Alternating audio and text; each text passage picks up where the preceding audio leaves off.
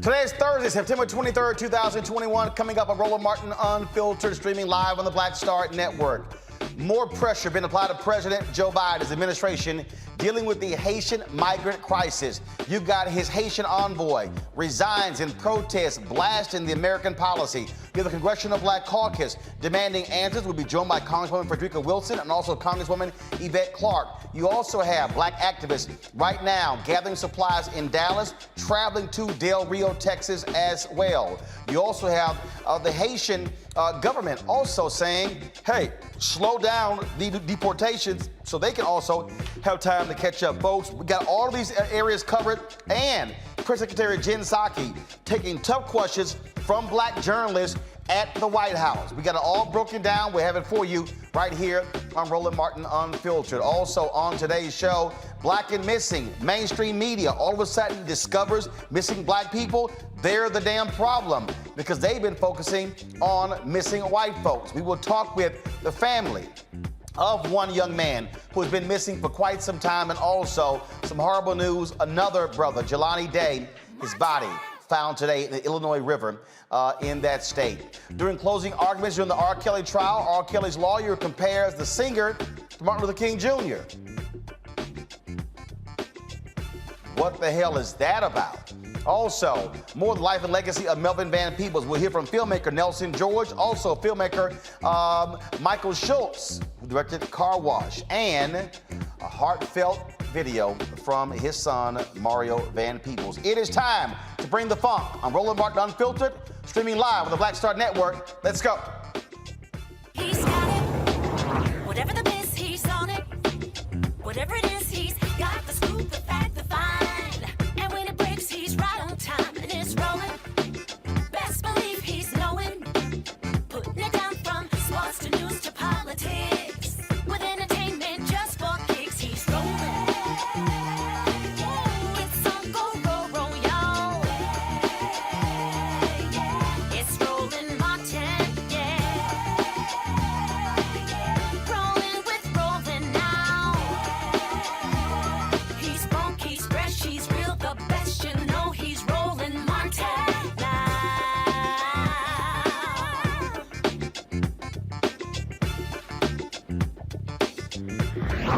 Martin.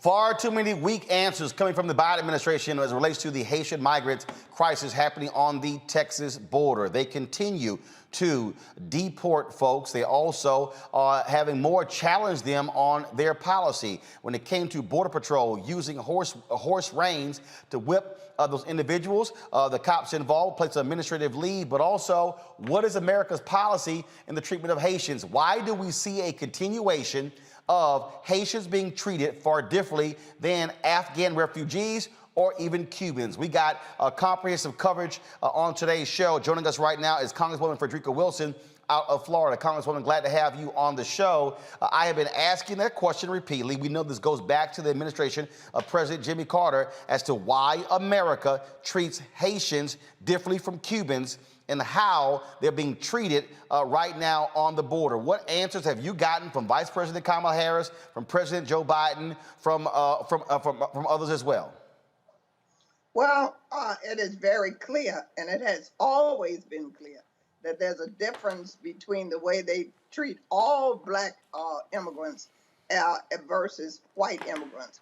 So there's racism at the border. It's always been there. And as the Congressional Black Caucus moves forward, we're trying to address that. Right now, we are demanding that all deportations to Haiti cease. Stop right now. No one needs to be deported to Haiti. Haiti cannot receive any repatriated people at this time. Haiti is not in the condition to receive anyone.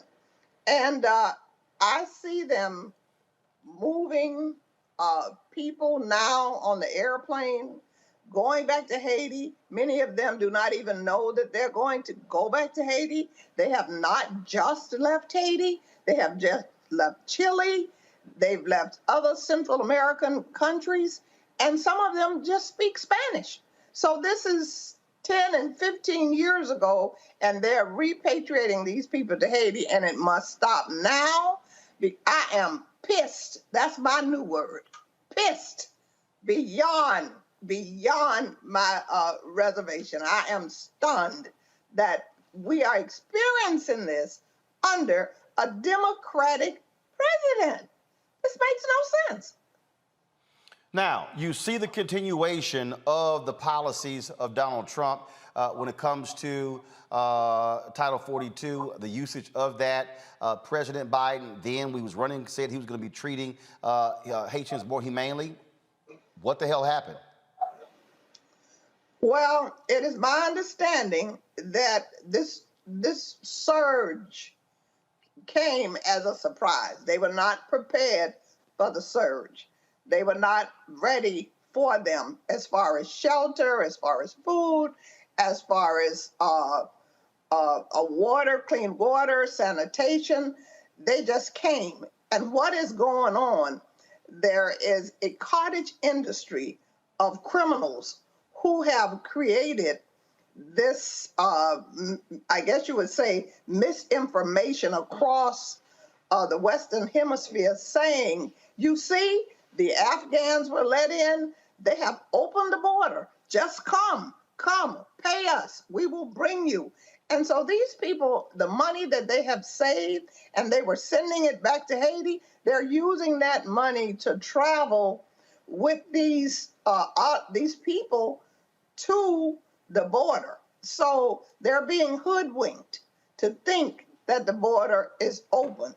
However, now that they are there, this has turned into a humanitarian crisis for the United States.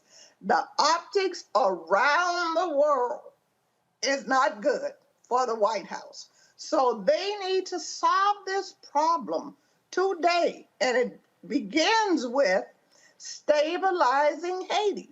You cannot deport anyone back to Haiti or anyone to Haiti without stabilizing Haiti. And they have not done that. So they need to give these Haitian nationals an asylum hearing, a date, carry them through the process. And if some of them are wearing ankle bracelets, it is my understanding. Some we have welcomed here in Miami, but it's still not enough. So we're asking the faith-based community to reach out, to offer them the ability to be their sponsors, because I believe those who have sponsors, they're allowing them to be released in the United States and giving them a court date. They have separated the children and put them on the Health and Human Services, because unaccompanied children have other guidelines that they're under. Who they are repatriating are Black men who we need here in America. There are enough jobs, there are enough places who will welcome them, and they need to stop repatriating them. Some of these people have not been in Haiti for 15 years. They left to go and work in Chile and Brazil for the World Cup, and they have not returned. So when those jobs dried up, there was racism in Chile, racism in Brazil. So they didn't have any jobs. And when they began to get this information that they could come to the United States, the border was open, they started on this trek, and it's 4,000 miles from Chile to the border where they are. So this is a crisis. It's a humanitarian crisis, and it has to be solved today. One of the things that we have not heard, I'm going to play a little bit later, Yamisha Alcindor of PBS was asking Jen Psaki, why haven't we heard President Biden on this?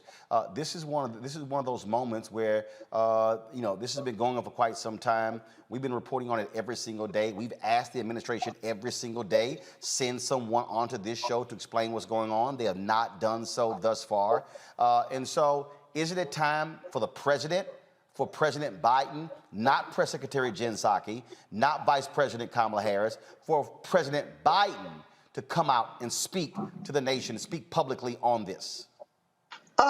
When the president of Haiti was murdered, I requested that the president have a fireside chat with the people of Haiti. That was long before this. So now that coupled with that, the earthquake, the hurricane, and this deportation debacle, definitely, it is time. It's long overdue. All right, Congresswoman Frederica Wilson, we surely appreciate it. Thank you so very much for joining us. And hopefully we'll have a resolution to this issue soon. Absolutely. Thank you so much for having me. All right, and do this, and be sure to send me a text so I can have your, my number ain't changed, so I need to get your new number. So just send me a text. Okay. All right, love the hat. All right, take care. Folks, today, as I said, Yamisha Alcindor was questioning Jen Psaki, the press secretary. It got a little heated. Here's this exchange today, the White House briefing room. Go ahead, Yamish. Thanks, Chad. A couple of questions on Haiti. The first is the president has often used his bully pulpit during the most important times in his administration. Why is he not using that bully pulpit to speak out forcefully himself on the treatment of patients? I would say, Yamish, certainly I've represented to you all his point of view.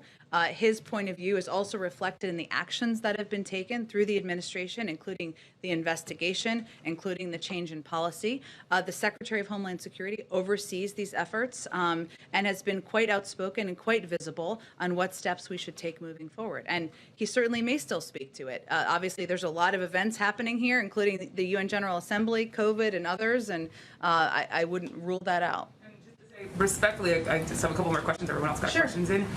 Respectfully, I understand that you are the spokesperson for the president. These are images that are traumatizing Haitian Americans that he promised to treat respectfully and with humanity. Why isn't the president telling people himself these images that people say look like slavery are wrong? Me as president, I as president, condemn them. How is he not doing that? Why is he not doing that? What are people supposed to take away from the fact that he's not at the bully pulpit himself talking about these images?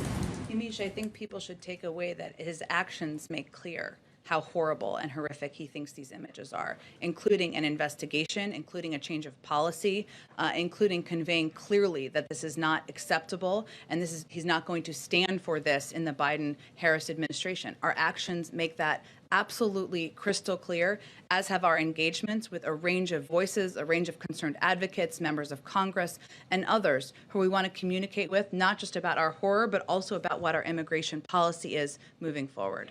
Also said in his letter, he called the U.S. policy inhumane, deeply flawed. Does the president believe anything in this letter that Daniel Foote is saying rings true, has some sort of point that he believes is true? Which aspect? He called the policy toward Haiti inhumane. He said that He wasn't specific in his letter. What I noted earlier before, let me finish, Yamish. What I noted earlier before is that we have taken very specific actions as it relates to the horrific photos that we're not going to stand for in this administration. I don't know if he was referring to that or something else. That's why I raised the point. His purview, let me finish, Amish. His purview was not about migration. He didn't raise his concerns about migration privately. We respect his point of view, respect his ability to bring forward concerns, to raise ideas, to raise proposals. That's certainly something the president welcomes from everybody on his team, and something that he had the opportunity to do in a range of meetings. We also have to make decisions here based on what we feel are going to help promote democracy in Haiti, including Haitian-led reforms, Haitian-led steps on the ground to make changes in the country. A number of people who say that he did raise concerns over the deportation of Haitians and the treatment of Haitians. Are you saying then that Daniel Floyd is not telling the truth in this letter? I would point you to the State Department, who have conveyed clearly in their statement what I just said. I promise. Yeah. The last question is, Daniel Floyd, the former special envoy to Haiti, he's raising this idea that the U.S. should be listening to Haitian civil society, not backing the current prime minister who was not elected by the people. What's the president's response to that? Because those civil society members have been telling me and other reporters for months, even before the assassination of the president, that President Biden was not listening to the people of Haiti about how to move forward with their government. We support a Haitian-led process charting the country's course through the current political situation. We don't back any one political group, and we continue to encourage all political stakeholders to engage in dialogue and find solutions together. And that has been our objective through all of our policy process making throughout the course of this, in addition to providing a range of assistance, training to people on the ground. Go ahead. Now, folks, again, let's talk about that Haitian envoy. In his resignation letter to Secretary of State Anthony Blinken, Daniel Foote says the inhumane and counterproductive decision to deport thousands of Haitian refugees have led to his immediate resignation. This is the letter here that he lays out. First of all, I don't want to go to that first, folks. I'm going to go this here. I'd rather have the whole letter. I want to do this here. Let me pull up, because I want to show the lead paragraph, which is the most important, because he gets right to the issue quite quickly in this here. And this is what he says. Come to my computer, please. This is what he says. Our policy approach to Haiti remains deeply flawed, and my recommendations have been ignored and dismissed when not edited to project a narrative different from my own. The people of Haiti, mired in poverty, hostage to the terror, kidnappings, robberies, and massacres of armed gangs, and suffering under a corrupt government with gang alliances, simply cannot support the forced infusion of thousands of returned migrants lacking food, shelter, and money without additional avoidable human tragedy. The collapsed state is unable to provide security or basic services, and more refugees will fuel further desperation and crime. Surging migration to our borders will only grow as we add to Haiti's unacceptable misery. Haitians need immediate assistance to restore the government's ability to neutralize the gangs and restore order through the national police. They need a true agreement across society and political actors with international support to chart a timely path to the democratic selection of their next president and parliament. They need humanitarian assistance, money to deliver COVID vaccines, and so many other things. But what our Haitian friends really want and need is the opportunity to chart their own course without international puppeteering and favored candidates, but with genuine support for that course. I do not believe that Haiti can enjoy stability until her citizens have the dignity of truly choosing their own leaders fairly and acceptably. Last week, the U.S. and other embassies in Port-au-Prince issued another public statement of support for the unelected de facto Prime Minister, Dr. Ariel Henry. And I'm going to pull up this second piece right here. He said, as interim leader of Haiti, and have continued to tout his, quote, political agreement over another broader earlier accord shepherded by civil society. The hubris that makes us believe that we should pick the winner again is impressive. This cycle of international political interventions in Haiti has consistently produced catastrophic results. More negative impacts to Haiti will have calamitous consequences, not only in Haiti, but in the U.S. and our neighbors in the hemisphere. Signed, Daniel Foote, and he will, of course, he sent it to the Undersecretary for Political Affairs, the Assistant Secretary for Western Hemisphere Affairs, the Acting Director General, Congressman Gregory Meeks, Chair of the U.S. House of Representatives Foreign Affairs Committee, and Congressman Andy Levin, House of Representatives. I've seen a lot of resignation letters, Dr. Greg Carr, but very few have been that blunt in resigning in protest from the State Department. Well, it's always good to be with you and with everyone on Thursdays, Roland, weekly. But, you know, this is a particularly heavy week. And another reason why Black Star Network is so important. This story is going to be covered a lot of places, but it won't be covered anywhere like this. Daniel Foote basically is a traitor. He's a traitor to the American project in this moment.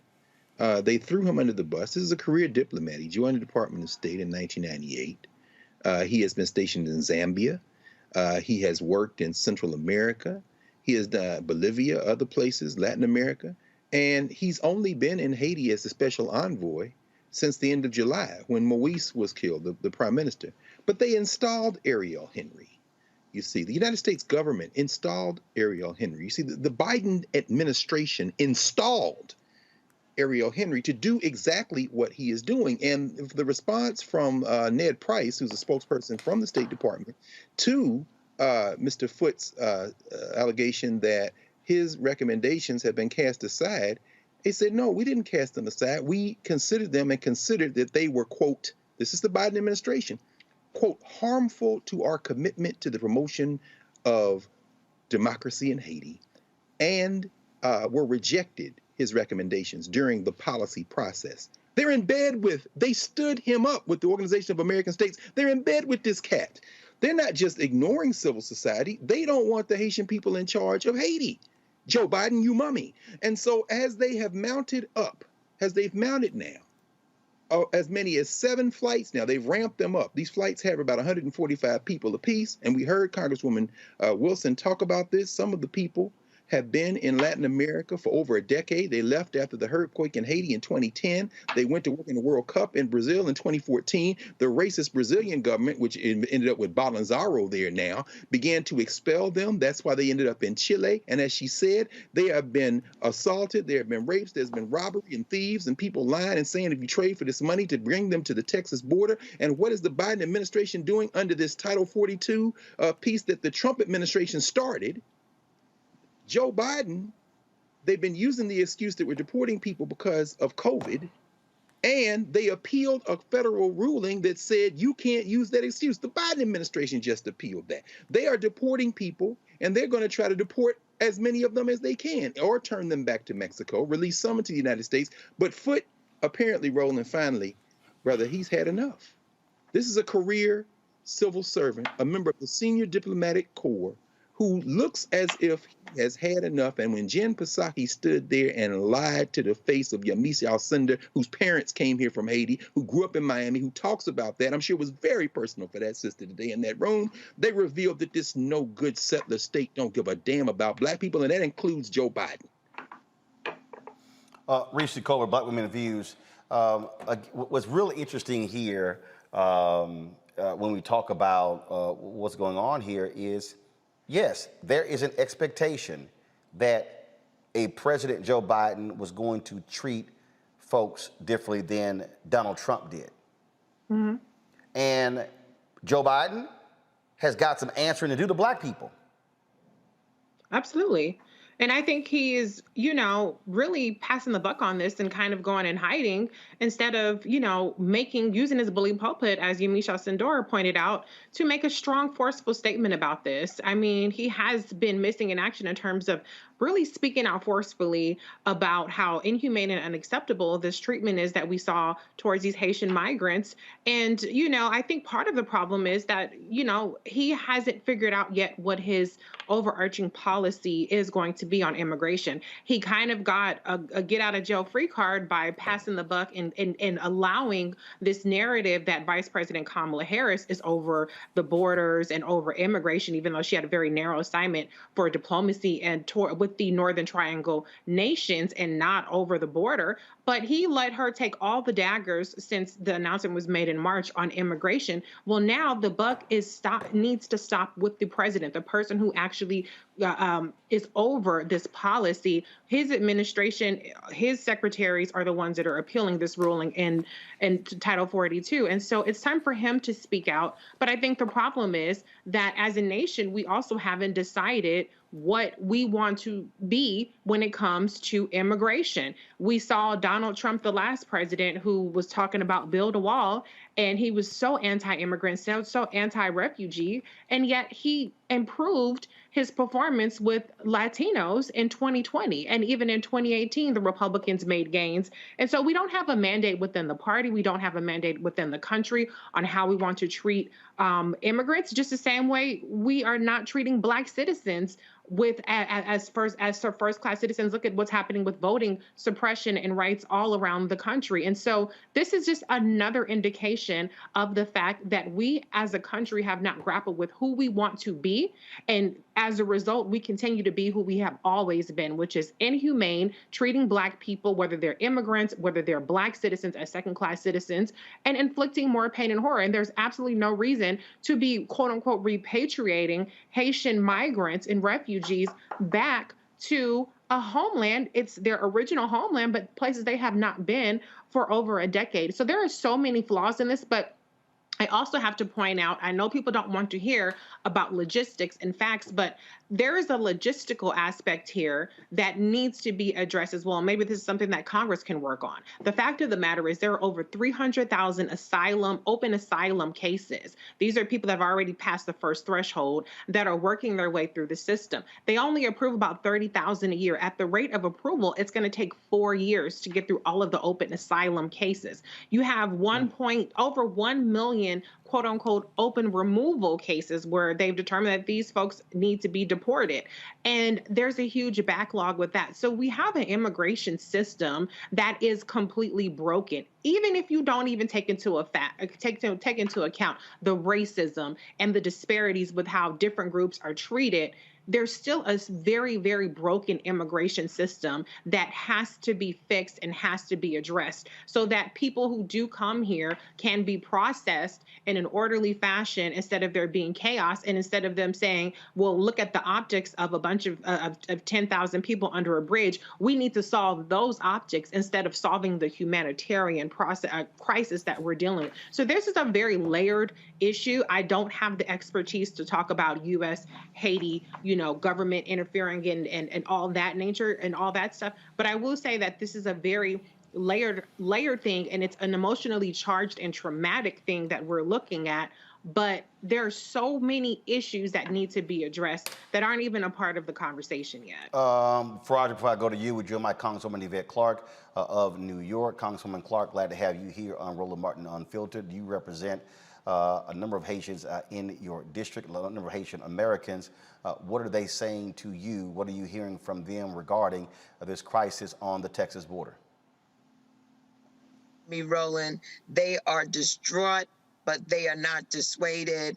They are energized to do whatever they must do, what we must do to make sure that, one, there's accountability with the Department of Homeland Security and Border Patrol, but two, most importantly, that the Haitian migrants are given the same due process that all of the migrants seeking refugee status, asylum in the United States are afforded. We are very focused.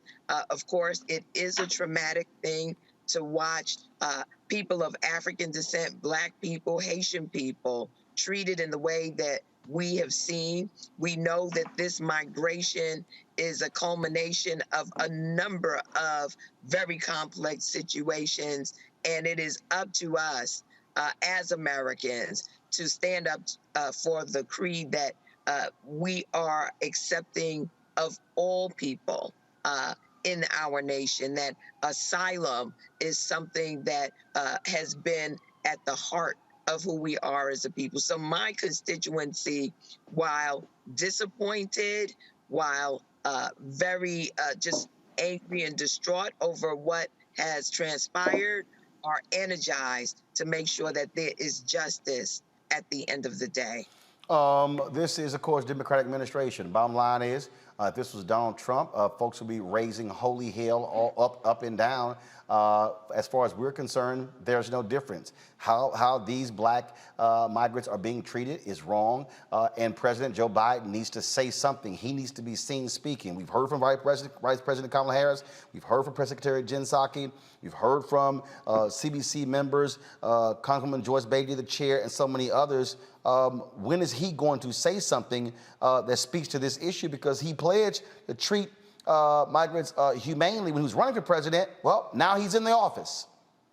Well, it's my hope that he's hearing the outcry of the people. Certainly, we went to the White House to make it plain to them, we being members of the Congressional Black Caucus, me being the head of the Immigration Task Force, co-chair of the Caribbean Caucus and co-chair of the Haiti Caucus in the House of Representatives. I've made it unequivocally clear that what we have experienced as people of African descent was amplified in terms of the marginalization and brutality against Black bodies that we witnessed with this these Border Patrol agents. We have asked that these Border Patrol agents be held accountable, and as far as I'm concerned, that means dismissed, and that there are a whole host of other actions that need to be taken by this administration. So we recognize that this was a digression that can be overcome.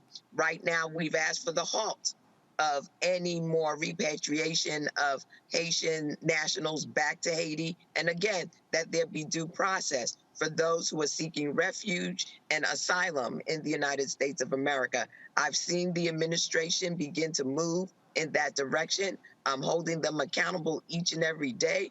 As you know, we want accountability, we want transparency, and most of all, we want our people to be treated with human dignity. Congresswoman Yvette Clarke, we certainly appreciate it. Thank you so very much for joining us.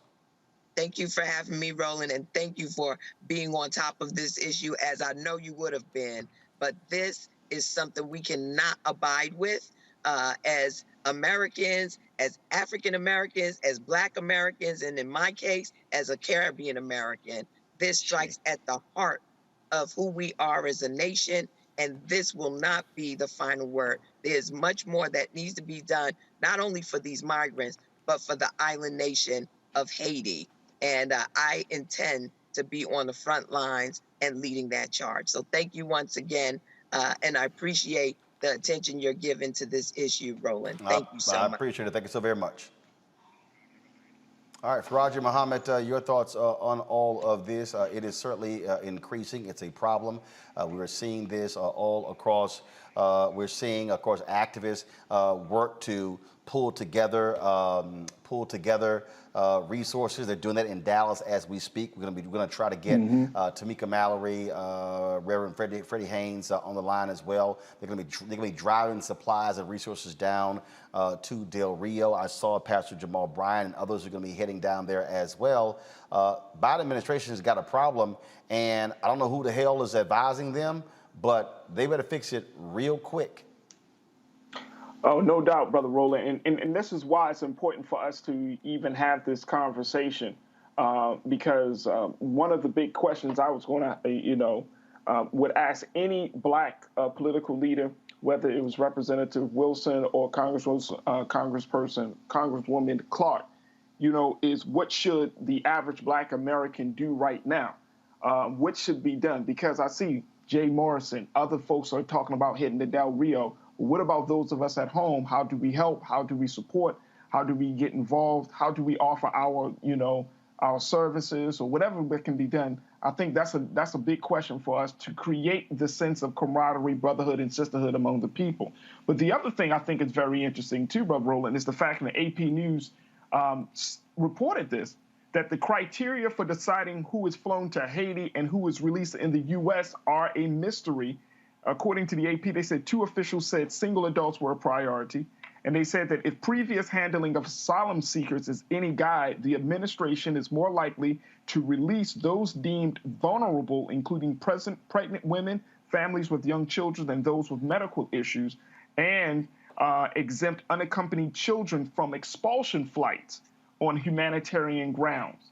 Now, that's based on the previous policy. But that's not determining, that doesn't speak to where we are at the present moment. And I love what Reese had said in terms of where we are in this country on immigration. We know that there is a deep, deep level of racism when it comes to immigration in this country that we afford to white immigrants and migrants versus black immigrants and migrants. And I think that's the problem. I think that's the problem. But we can't talk about that longstanding issue right now because we got thousands of people living under a bridge in Texas. So we have to ask the questions, why isn't there a criteria? What should the criteria be at this point? Press the president, as folks have been saying, continue to get people involved. But I really would love to see our brothers and sisters down in Texas, see what kind of support can we give them. And I'm talking about those who are in Houston, those who are in other parts, your hometown, Roland. I mean, what can we do as a people on this side of the conversation? How can we be supportive in this effort? Well, first of all, those things are happening. I mean, literally, as I'm sitting here, as we're talking to folks and going through this, give me 1 second. I'm literally texting Linda Sarsour, Reverend Freddie Haynes, and Tamika Mallory with, of course, Until Freedom. What they are doing. They're having me supplies. First of all, pulling together supplies and resources. And one of the things that Linda just said is we now have an 18-axle truck that we don't even know what to do with, plus the first truck we had. She said people were just waiting for folks to tell them how to help. So that's happening. But the issue that, of course, that you're going to have is, if people all of a sudden just start sending stuff, you got to have a place to send it to. Right. Well, you can't. And so the problem here is folks are going down the Del Rio, but here's the first question. Are those goods, supplies, going to be able to get to the people? What do you do with it? And so you go down, what do you do? And so it's the same thing when you get the earthquake. Our whole deal was we will tell you where to send stuff, but it's got to go to the right place. Greg, go ahead. No. I'm just rolling to the point, and I am equipped to have this conversation about U.S. interference in policy of Haiti and the government. And all these things are true at the same time. There isn't a broken immigration system in this country, particularly since 1965, the Immigration and Naturalization Act. What there is a determined attempt to curate who gets to come in this country and who doesn't. Mm-hmm. It's not broken. It's not broken at all. In fact, it is a spigot that has always been controlled as far back as the 1882 Chinese Exclusion Act to keep this country white. Now, in terms of the U.S. policy toward Haiti, the Biden administration is following in the footsteps, as you have said, Roland, of every administration going back to the damn Haitian Revolution when it comes to regulating how Haiti fits in the geopolitics of this hemisphere.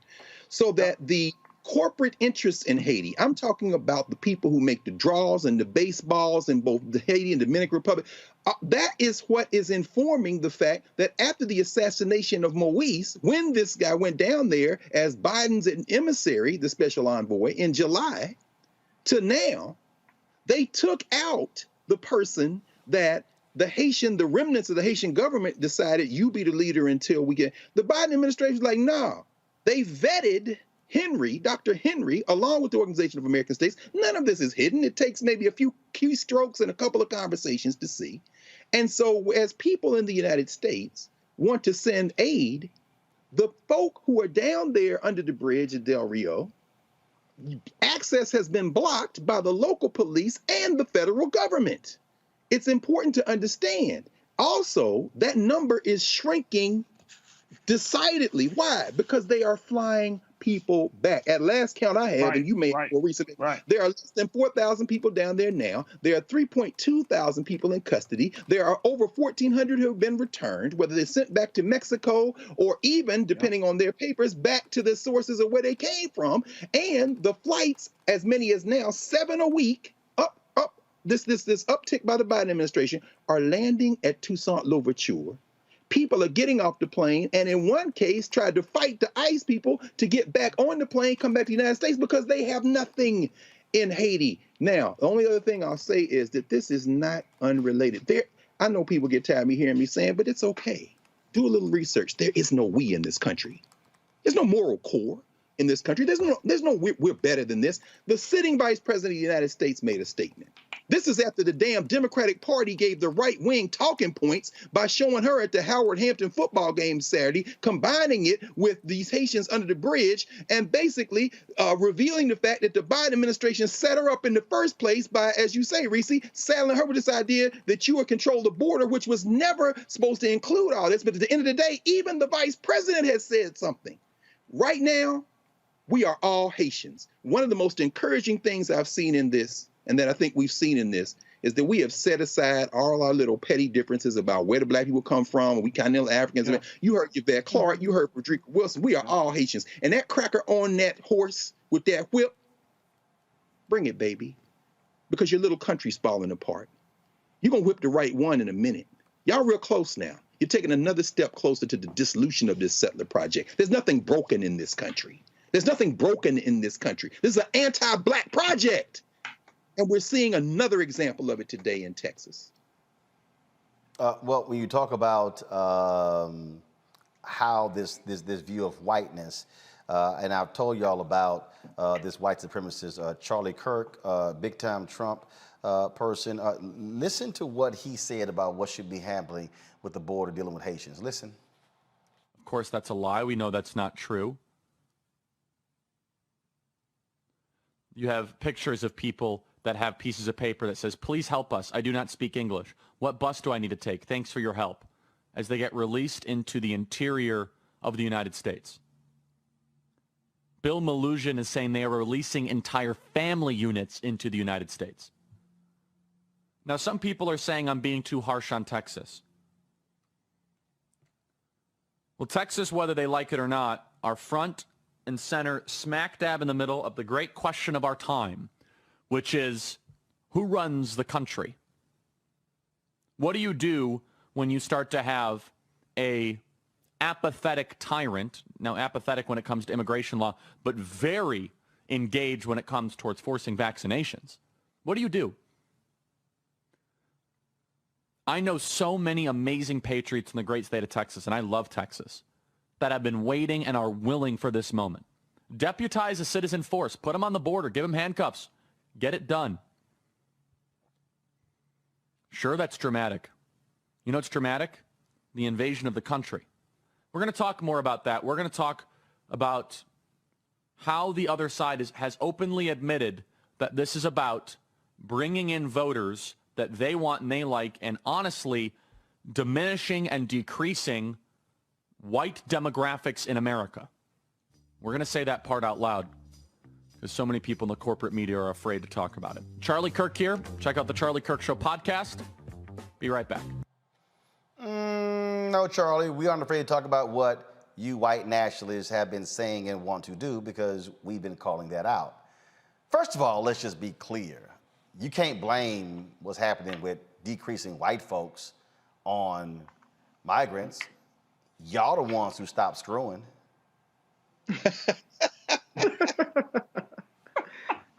You can't blame. I mean, Charlie, I know you dumb. I know Candace Owens makes you look like a Rhodes Scholar. But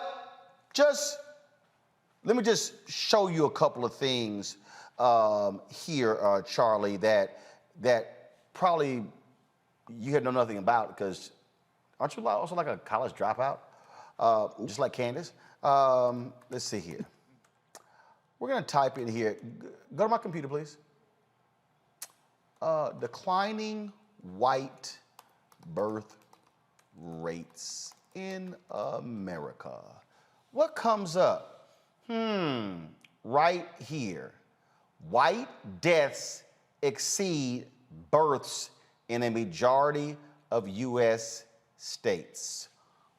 Let me go ahead and increase this here. In 2016, more non-Hispanic whites died than were born in 26 states, more than at any time in U.S. history. See, Charlie, y'all the ones who not screwing.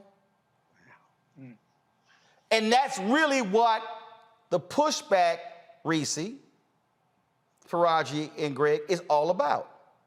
They are, oh my God, we're losing this. The demographic numbers, that's the whole deal. The opioid crisis made it worse. White life expectancy dropped. COVID's making it worse, dropping. That's why every time one of these white anti-vaxxers, white 707 conservative radio talk show hosts, bye, they gone, they dead. Right. That's what's going on here. And so what they're doing is taking it out on people of color. And the problem is that President Joe Biden and too many Democrats are so scared of Republicans. Oh my God, they're criticizing us over immigration. Oh, then you have this white nationalist, Tucker Carlson, on Fox News, leading the charge every single night, saying stuff like this. An unrelenting stream of immigration. But why? Well, Joe Biden just said it, to change the racial mix of the country. That's the reason, to reduce the political power of people whose ancestors lived here and dramatically increase the proportion of Americans newly arrived from the third world. And then Biden went further. He said that non-white DNA is the, quote, source of our strength. Imagine saying that. This is the language of eugenics. It's horrifying. But there's a reason Biden said it. In political terms, this policy is called the Great Replacement, the replacement of legacy Americans with more obedient people from faraway countries. They brag about it all the time, but if you dare to say it's happening, they will scream at you with maximum hysteria.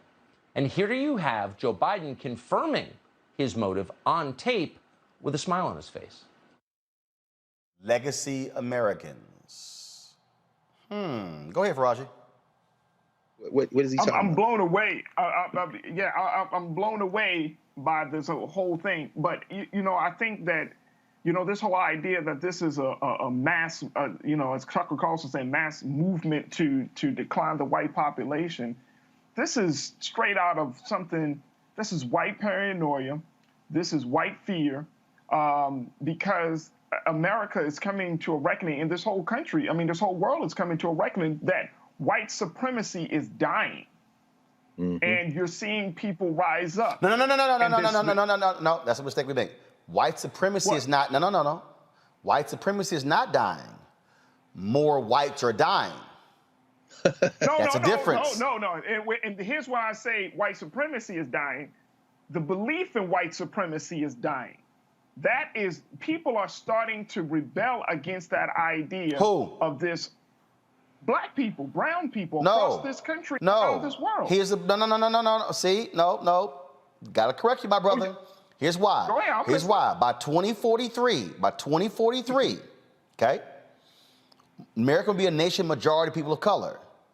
But that's 53% Black, Latino, Asian, Native American, 47% white. The problem is you have an increasing number of Latinos who are identifying as white.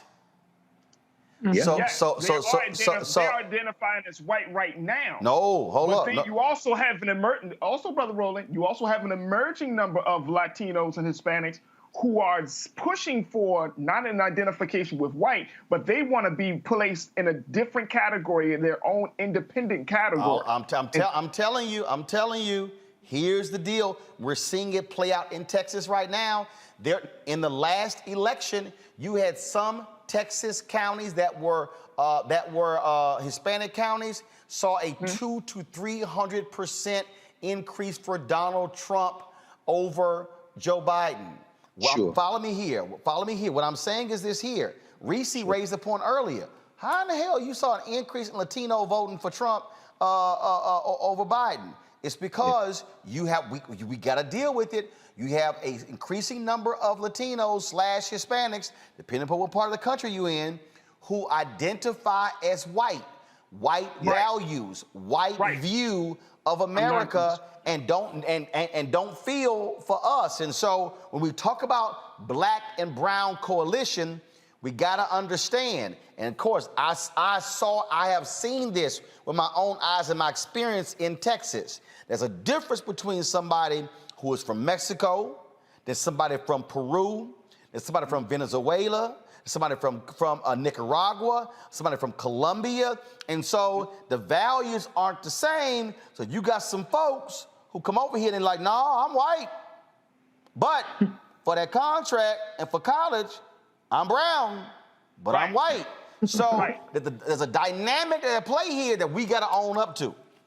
And I agree with you. And I'm just simply saying that even with that dynamic at play, Brother Roland, the fact is people are tired of white people exerting their force, white people saying that they're better. That whole idea that white people should be in the leadership role, white people should be in power. People are pushing back on that. We're seeing that literally every single day in this country. So what that other radio hosts and Tucker Carlson are afraid of is they're seeing their world going down and it's crumbling because the belief system that keeps this world up is flawed and is now being seen as a way to keep people slaves rather than masters of their own fate. Greg, go ahead. No, I mean, I think a number of these things work in tandem. The real villain of this piece is the nation state. Anytime you begin to parcel out rights and resources based on where you came out of your mother's womb, in other words, the concept of citizenship, you then enter people in a version of the Hunger Games. So we'll have a majority non-white country, but white people will then become the largest minority group in the country. And what holds whiteness together is anti-blackness. The hope for this country, and I don't have very much hope for it, and that's okay because I have hope for humanity. We have to understand nation state is a recent phenomenon in world history. But the hope for this country would be to ultimately abandon race logics. Charlie Kirk, who I would love to meet at the border, if he had the manhood to screw his little courage up and grab a whip and join him, I would love to join him down there and have a nice little dialogue. It would probably last about maybe the seconds it would take for me to erase all his bridge work with my fist. But we know he's not going anywhere near the border, so that would never happen. Charlie Cook and Kirk and the youngish looking Tucker Carlson know very well that what they're doing is rallying the only thing that brings whiteness together, which is anti-blackness. And they're doing it exactly as you said. This, to quote Francis Cresswell and others, the public enemy, the fear of a black planet. Now, at the same time, there is nothing, as you said, Roland, there's nothing binding those who speak Spanish together. So, as you said, that caravan that left Latin America and came through Central America over those thousands of miles Representative Wilson talked about included Venezuelans, included some Cubans, included folk from other countries in Latin America, in addition to Haiti, included Dominicans.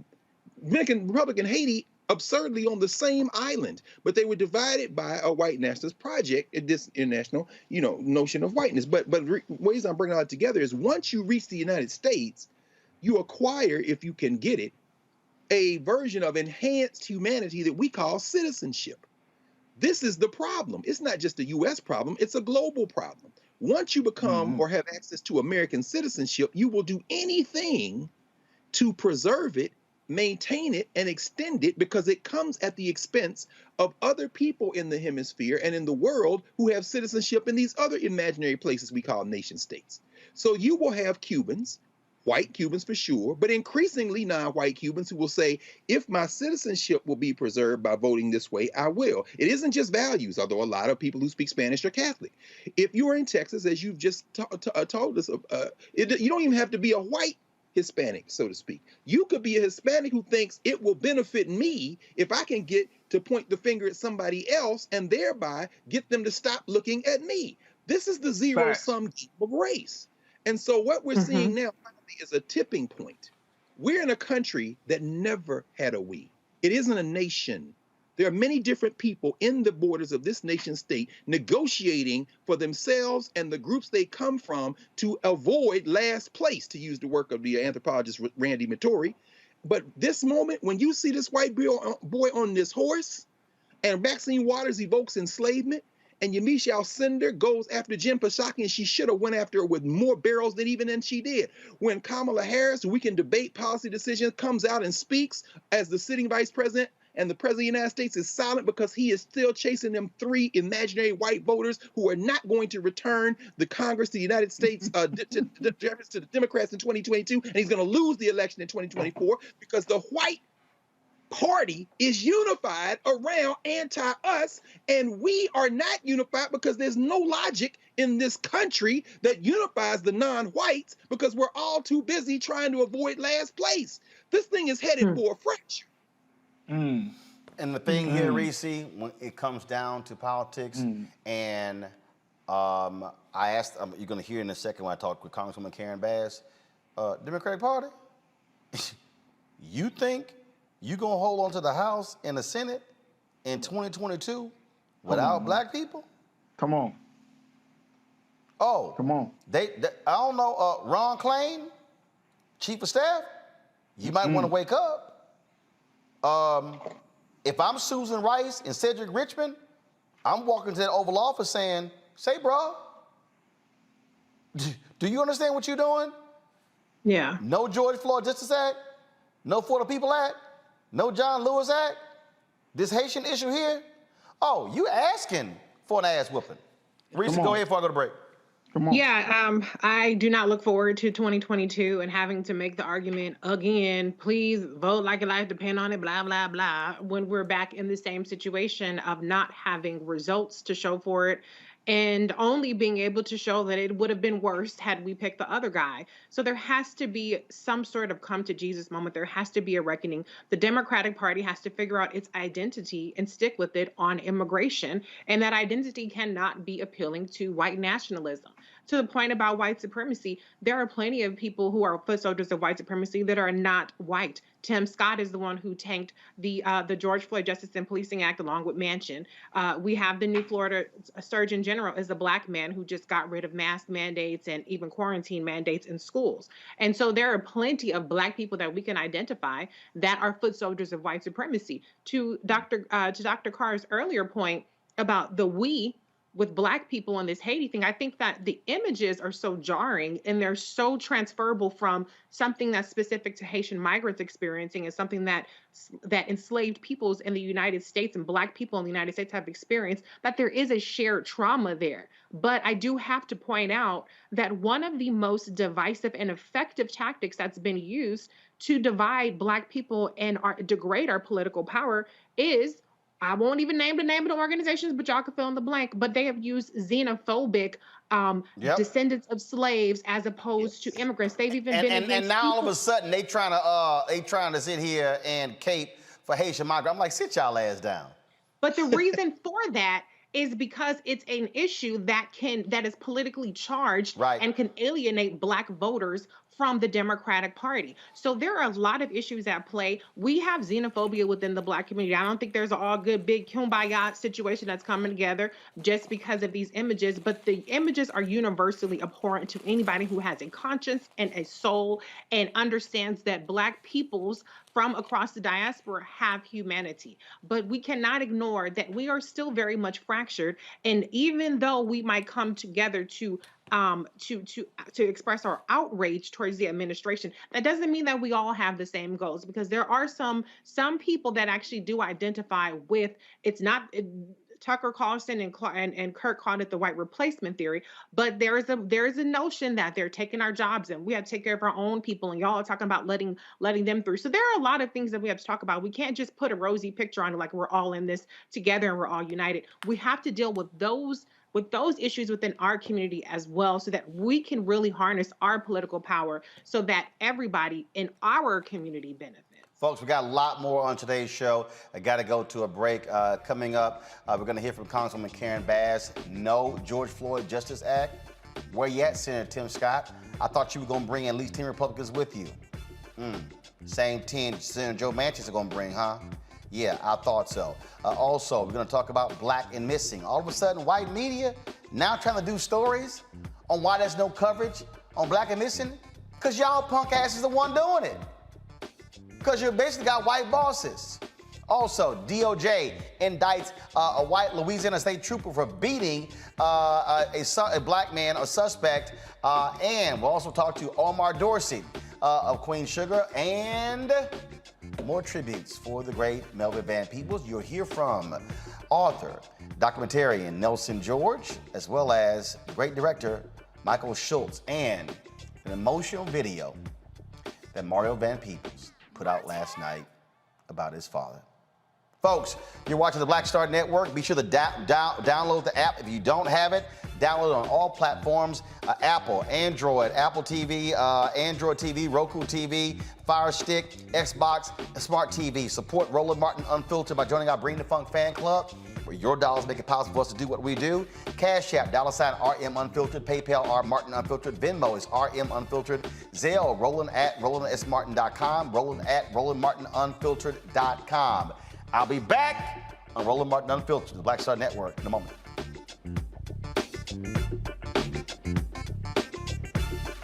I believe that people our age have lost the ability to focus the discipline on the art of organizing. The challenges, there's so many of them and they're complex, and we need to be moving to address them. But I'm able to say, watch out, Tiffany, I know this road. That is so freaking dope.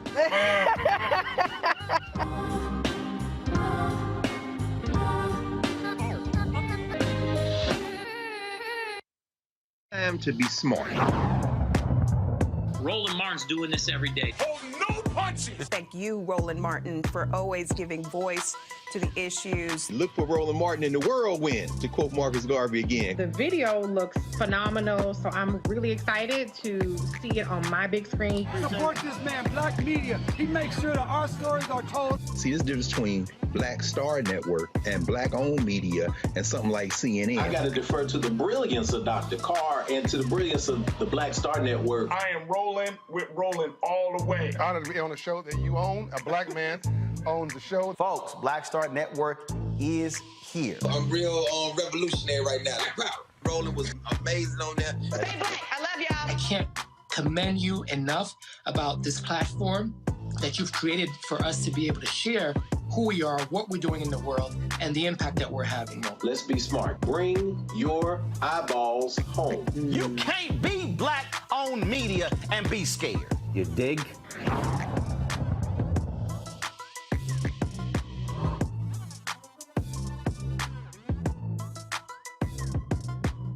Hi, I'm LD Barge. Hey, yo, Peace World. What's going on? It's the Love King of R&B, Raheem Devon, and you're watching Roland Martin Unfiltered. The Department of Justice have indicted a former Louisiana state trooper for alleged excessive use of force against a black man. Jacob Brown is charged with a single count of deprivation of rights under color of law. The indictment alleges that on May 30, 2019, Brown assaulted a gentleman by repeatedly striking him with a flashlight. If convicted, Brown faces a maximum sentence of 10 years in prison, 3 years of supervised release, and a fine of up to $250,000. Now, folks, these are the sort of things that propelled Congress to move on the George Floyd Police Reform Act. Remember, President Biden said he wanted to sign that into law by the anniversary of the death of George Floyd, the one-year anniversary. That was in May. It passed. Democrats and Republicans have been negotiating. Senators Cory Booker, as well as Senator Tim Scott, have been going back and forth, had lots of conversations, lots of negotiations going on between the two. Well, guess what? Nothing has happened. There's no bill. Senator Tim Scott said he is disappointed with Democrats for the lack of willingness to compromise. Listen to this. Negotiations coming to an end. I am disappointed about it. I've spent several months working on it, and frankly, the amount of misinformation is remarkable from the other side of the aisle. It is disappointing without much of a question. Yeah, Senator Warren said this morning that talks aren't over on their end, but I know you said that they were the ones that walked away from the table here. Yeah, I mean, the concern, of course, is that what they'll try to do is find some executive order and or slide it into reconciliation in a very partisan fashion, and that's unfortunate and likely. They both, in their statements, made it very clear that they're looking for a way to do this from a partisan perspective, unwilling to negotiate on behalf of the communities that need the help the most. They're going to just find a way to shove it into something in a very partisan. They're going to pursue executive order in a partisan fashion. You mean like the executive order that you agreed with? That same one, the one you agreed with under Trump? That's quite interesting. Earlier today, I talked with Congresswoman Karen Bass, who was involved in the negotiations on this. She has a different take than what Senator Tim Scott just said. Listen to our interview. All right, Congresswoman Karen Bass of California, glad to have you here. I hate that we don't have good news. We had you on before. There was a lot of hope that we were going to have the George Floyd Justice Act become reality. What happened? Well, I think, Roland, it was a question of never being able to get to yes. The Senator Scott, really a lot of it hinged on him because he was going to deliver the 10 Republican votes. And Senator Booker, compromised. He went off and negotiated a deal with the Fraternal Order of Police because Senator Scott said, if you can show me you can get law enforcement support, I'll be open to it. And unfortunately, once it became public, the unions started going after each other, and that blew that up. And, I do have to qualify this by saying that the House of Representatives twice did our job. We passed the George Floyd Justice and Policing Act last year and this year. But I think Senator Booker just kind of threw in the towel yesterday because he felt that he could never get Senator Scott to say yes, even having compromised all the way down to the bone. So, look, there are a lot of us, frankly, who said we had no faith there were going to be 10 Republicans. Now, you had Senator Tim Scott and Senator Graham telling others, oh, they could bring 20, 25 along. And so the proof is in the pudding.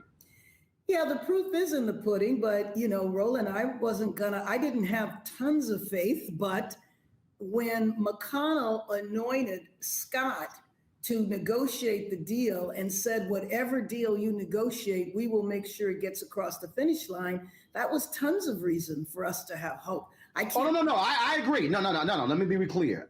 First of all, making the effort to negotiate to get a deal had to happen. Right.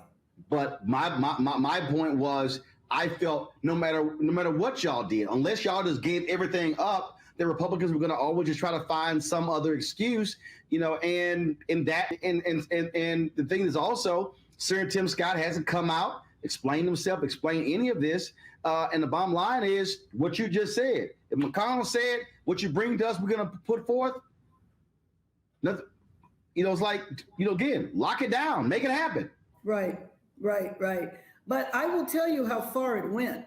One, I told you that Senator Booker negotiated a deal with the police that they agreed to. If that didn't work, we said, well, what about the Trump executive order? President Trump put that forward. It's still in effect. And when President Trump put it forward, we didn't like it because it was at the height of the protests last year. But frankly, given that momentum is gone and is actually reversed and in the opposite direction, putting Trump's executive order into law this year looks different than it did last year. But Senator Scott was not able to agree to that. Now, that was President Trump's executive order with all branches of law enforcement supporting it. And so if you can't even agree to what is already in existence, then at that point you have to say that this is over, which is what Senator Booker did. So here's the dilemma that Democrats are in. Democrats control the House. The House, as you said, passed it twice. The Senate did not pass it, but Democrats have it's a 50-50 tie in the United States Senate. Democrats have the White House. I'm already hearing from people who have said, no George Floyd Justice Act. We've seen what's happened with the Haitian and Texas border. No For the People Act. I'm hearing people say, I'm not going to be excited and interested in going out there and voting next year. This is going to have serious ramifications for Democrats to keep control of the House and the Senate in 2022. So, what are you telling the White House? What are you saying to, Majority Leader Chuck Schumer that, look, folks, understand, Black folks are not just going to sit here and look kindly on nothing actually getting passed. You couldn't be more right. I mean, this is a devastating loss. The most important thing to me is the fact that an average day, 3 people die at the hands of police. So if you think about George Floyd's murder to now, you're talking over a year, there's probably been around 1,000 deaths involving officers. Now, I'm not saying all of them were like George Floyd. Some of them might have been appropriate in the sense that people might have been in the middle of a violent exchange. But without any transparency, without any accountability, with 18,000 police departments policing in 18,000 different ways, it's really something that we were not able to bring about this change or voting rights or any of the other initiatives. We have to spend the time and help people understand that the problem in the Senate, as you well know, is that having majority is not enough. You have to have supermajority. But I believe at some point you have to look at that and say, if we're in control of the rules, then maybe we need to change the rules. What's next? Now we're hearing, President out of the White House, President Biden may take action utilizing executive orders. We asked that. We called on the administration to use its power to the fullest. I will tell you that the administration, in particular, Susan Rice, the chair of the head of the Domestic Policy Council, Cedric Richmond, were helpful every single step of the way. They provided advice, they provided support, and frankly, they had wanted to move much sooner, and we asked them to wait. So now that we have officially declared the negotiations over, we are calling on the administration to use every ounce of their power to move the needle forward. We might not have been able to pass legislation, but the administration can act. The administration has already acted by issuing instructions to the Department of Justice, or the Department of Justice rather, issued instructions around chokeholds, around no-knock. You know that the investigations are going on. All of the stuff that Trump shut down is now back in effect, and the administration is acting aggressively. I hate to put all of the emphasis there, but until we can pass meaningful legislation, we have to use the power that we have, and that's the power of the administration. Now, when it comes to people voting next year, we need to talk about that. And we need to say that what we were able to get done, or what the administration was able to get done, in the absence of our ability to act. Well, it's unfortunate that we sit here. There was tremendous pressure. There were people out there in the streets. But this is also what I've also said is that the activism, that pressure, has to continue. And frankly, I think Senator Tim Scott owes America an explanation as to what happened. Well, I would agree. I do think, though, that the lesson to be learned from this is that it's most important to push legislation at the height of the momentum. And if we had been able to pass the legislation in the Senate last year, when there were hundreds of thousands of people out in every single state and countries around the world, it would have been a lot better. Again, the House did our job twice. It was the Senate where things die. And that is all too often on so many issues that folks care about. Unfortunately, the public only sees who's in charge and says, "Oh, you failed," as opposed to those nuances. And so, Congresswoman Karen Bass, I do want to just give you an opportunity just to share your thoughts on what's happening on the border. There's lots of pressure being turned up on President Biden. His Haitian envoy resigned, blasting the Americans' policy towards Haiti. Just your perspective on that. Well, I mean, I think it was absolutely atrocious. I mean, I looked at those, the footage of the officers on horseback whipping the migrants. And I hope that an investigation is done quickly, that they are fired, prosecuted if need be. And I do think that our policy, if those people are seeking asylum, then we need to treat them accordingly. And so I worry about the mass deportation of people to a country that they haven't been in for years. Remember, those folks did not get to Mexico, did not get to the border in a boat from Haiti. They came from South America. Some of them had been in South America for quite a while. And then you're sending them back to Haiti where there's what? Absolutely. Well, we keep continue the pressure. I've been asking for the administration every single day to have somebody come on my show to explain what's going on. I still need somebody to explain to me why in the hell we have a different policy for Haitians compared to Cubans, why we're accepting Afghan refugees, but we're turning our back on Haiti. And no one's in the administration seems to want to give an answer. And we're going to keep asking the question and trying to get somebody to answer that. Okay. Congresswoman Bass, I got that laugh there. I appreciate it, Congresswoman Bass. Thanks a lot. Okay, you're welcome. Thanks for having me on. I have a good one. Bye.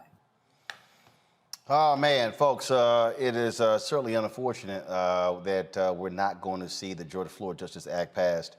And yeah, Senator Tim Scott, you owe a much better explanation than what you said. Folks caught up with you in the hallway there to say Democrats did not accept compromise. Okay, detail that. Greg Carr, what do you make of Senator Tim Scott not being able to corral some votes? According to Congresswoman Karen Bass, Senator Cory Booker negotiated with the Fraternal Order Police. Democrats compromised on a whole lot of different areas. Scott couldn't deliver. No, he couldn't. No, he couldn't. You know what's so funny, Roland? I love that interview, man. And I love how you picked up immediately on that laugh. I got that laugh. She know what it is. I want to congratulate Timothy Eugene Scott. Tim Scott doing Tim Scott things. I want to congratulate Tim Mission Accomplished Scott, who entered that quote-unquote negotiation in bad faith with one objective, to stop anything, to stop everything. That's why that ghoul, that old feckless old unreconstructed ghoul from Kentucky, Mitch McConnell, sent his servant, his good and faithful servant, into that conversation. I want to congratulate Senator Cory Booker, who finally reached the floor of his self-respect and said no. After I've given away everything, I want to congratulate the people who leaked the evisceration of the legislation by Senator Booker with the Fraternal Order Police after making a quote-unquote secret deal. I want to congratulate the people who leaked it so that then they could walk back from it, as those the Sheriff's Association and other groups met with Senator Tim Mission Accomplished Scott and young Lindsey, well, little Lindsey Graham in South Carolina. I want to congratulate everyone in the white nationalist contingent who sent Tim Scott into that room with one objective and one objective only: to defend the patter rollers. Don't let anything happen. And when you heard finally, which is why, again, when she laughed that laugh, this is a woman who managed the whole California legislature, who was on the short list to be vice president of the United States candidate because of her capacity to negotiate, among other things. When Congresswoman Bass said that they couldn't even get the thing Donald Trump agreed to passed, that's all you need to know. They couldn't even pass a resolution in the United States Senate to say George Floyd was murdered. And guess who would vote against that resolution? Tim Mission Accomplished Scott. Young, good job, Tim. You're doing Tim Scott things. Proud of you, young boy. Faraji? Yeah, I just can't believe we're still at this place. And I think this is the reason why so many of our people just have lost hope and faith in the government of the United States. I mean, when you look at what this bill encompasses, I mean, what this act actually says, and I'm just going to read a quick excerpt of it. It says the bill enhances existing enforcement mechanisms to remedy violations by law enforcement Among other things, it does the following: lowers the criminal intent standard from willful to knowing or reckless to convict a law enforcement officer for misconduct in a federal prosecution, limits qualified immunity as a defense to liability in a private civil action against the law enforcement officer, and grants administrative subpoena power to the Department of Justice in pattern or practice investigation. It also establishes a framework to prevent and remedy racial profiling by law enforcement at the federal, state, and local level. It also limits the unnecessary use of force and restricts the use of no-knock warrants, chokeholds, and precariated holds. And it creates a national registry, the National Police Misconduct Registry, to compile data on complaints and records of police misconduct. I mean, when you look at this act is nothing more than providing some level of justice to the victims of police brutality in this country. And for this country, for this Congress to not get to make it happen, you talked about a Dr. Carr, Tim Scott, and all of the other, cohorts in that group. The fact is, this is exactly why America's in the place that it's in, because it does not even want to recognize truth. It does not even want to recognize justice. It's so wrapped up in its own wicked pursuit of power and partisanship. It can't even come to terms on simple things.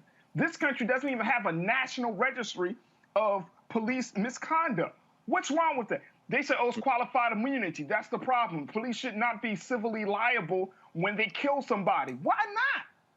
Why not? You could sue a doctor, can't you? If they kill you, can't you? I mean, this is absolutely insane. And for us to be in this place in 2021, after all of this unrest, people say, it is the reckoning of America. No, it's not. It's not a reckoning. It's the same damn thing. Nothing. Reese. I can't. Yeah, unfortunately, I think it's another example of how ineffective Senate Majority, how ineffective Senate Majority Leader Chuck Schumer is. Where's the leadership of the Democratic Senate caucus? They consistently drop the ball. They have the majority. There's no kind of filibuster reform whatsoever. They completely got rid of the notion of the talking filibuster, of the being present filibuster, as opposed to being able to filibuster through email. And so what I see is continuing to wave the white flag, and it's not going to be enough to go to the Democratic voters, to go to the young voters, and even going to some Black voters in 2022 and say, well, the House passed the bill, but the Senate didn't, and Joe Manchin and Kristen Sinema. That's the political reality. But people don't like to traffic in political realities. They don't like to traffic in practicalities and Senate process. And so this is a very unfortunate development. It's also very typical of the Republicans to basically put it out there that there is no getting to yes. There's going to be the runaround. Same thing happened with Obamacare, where Obama gave away the farm. I shouldn't say that. Obama made a lot of compromises to attract Republican votes, and they still did not support it.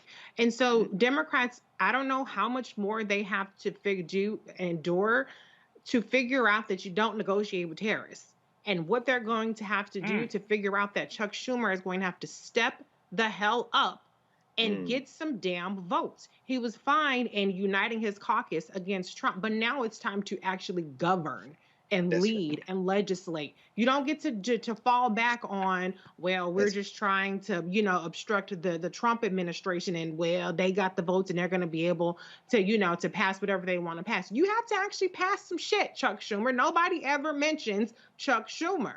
We can put some of the blame on Cory Booker because he negotiated. Where is Chuck Schumer? That's right. Even in anytime something doesn't pass in the Senate, they go back to Biden. They go back to VP Kamala Harris. Where is Chuck Schumer? You're tweeting at Biden, today is a good day to cancel student debt, and you ain't passing shit in the Senate. So I want to say to Chuck Schumer, step it the hell up. Get some results. If you got to twist some arms, if you got to do whatever the hell is that you got to do, you got to do it. You got to bring your caucus along. That's what a leader does. That's what Nancy Pelosi does, even when she has a large faction of different interested parties, whether it's the progressives who don't want to pass certain things. And every time a bill comes through the House, This group is threatening that they're not going to support it, and that group is, and she has a very narrow majority, but she still gets the shit done. So whatever it is that you have to do, Chuck Schumer, you've been a majority leader in waiting for a long time, get it done. Because this not inaction, and you cannot fall back on excuses. And it's not just hurting the Senate, because the Senate they're actually in a better position to get the Senate back in 2022 than they have been for a while. It's going to bring down the entire Democratic Party if Chuck Schumer doesn't figure out a way to get some shit done with 50 votes, plus vice president with the tiebreaker. I think Reese has established get some shit done. All right. A black man in Oklahoma was facing execution despite recommendations from the State Board of Parole to commute his sentence. Julius Jones was sentenced to death for the 1999 slaying of Paul Howell.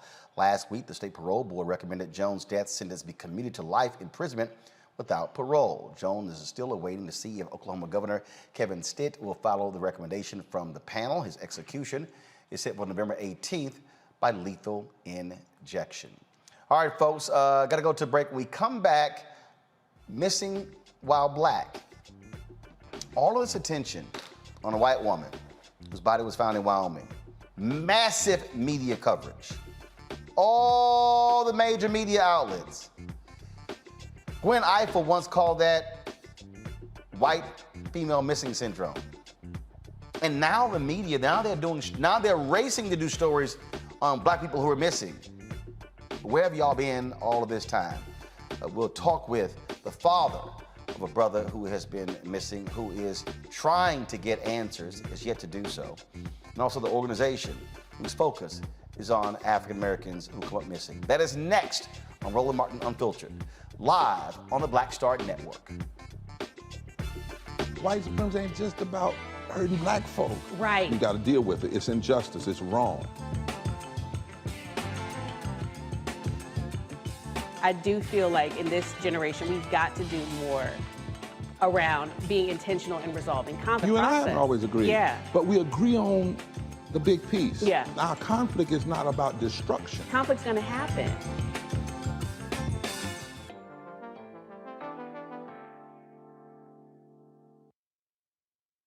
It's time to be smart. When we control our institutions, we win. This is the most important news show on television of any racial background. Y'all put $2, $3, $4, $5, $10, $15, $20, $30 on this and keep this going. What you've done, Roland, since this crisis came out in full bloom. Anybody watching this, tell your friends, go back and look at the last 2 weeks, especially of Roland Martin Unfiltered. I mean, hell, go back and look at the last 2 days. You've had sitting United States senators today, Klobuchar and Harris. Whatever you have that you can bring to Roland Martin Unfiltered to support it, please do, because this information may literally save your life. Watch Roland Martin Unfiltered daily at 6 p.m. Eastern on YouTube, Facebook, or Periscope, or go to RolandMartinUnfiltered.com. Support the Roland Martin Unfiltered Daily Digital Show by going to RolandMartinUnfiltered.com. Our goal is to get 20,000 of our fans contributing $50 each for the whole year. You can make this possible. RolandMartinUnfiltered.com. Hi, I'm Vivian Green. Hey everybody, this is your man Fred Hammond, and you're watching Roland Martin, my man, Unfiltered.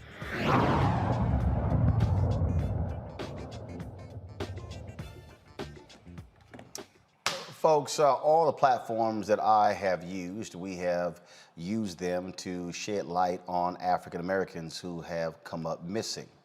Why? Mainstream media has always ignored those stories. We were supposed to have the mother of Jelani Day on the show tonight. Her son has been missing since August 24th. He's an Illinois State University student.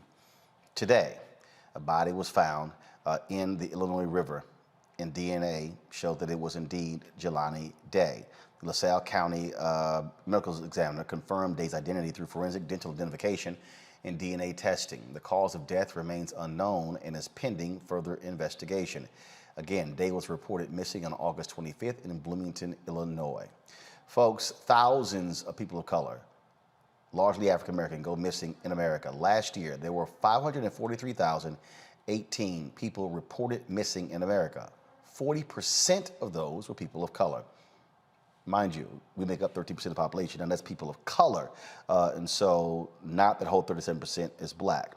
But the reality is it is a significant issue. In 2020, 2002, 899 persons of color were reported missing.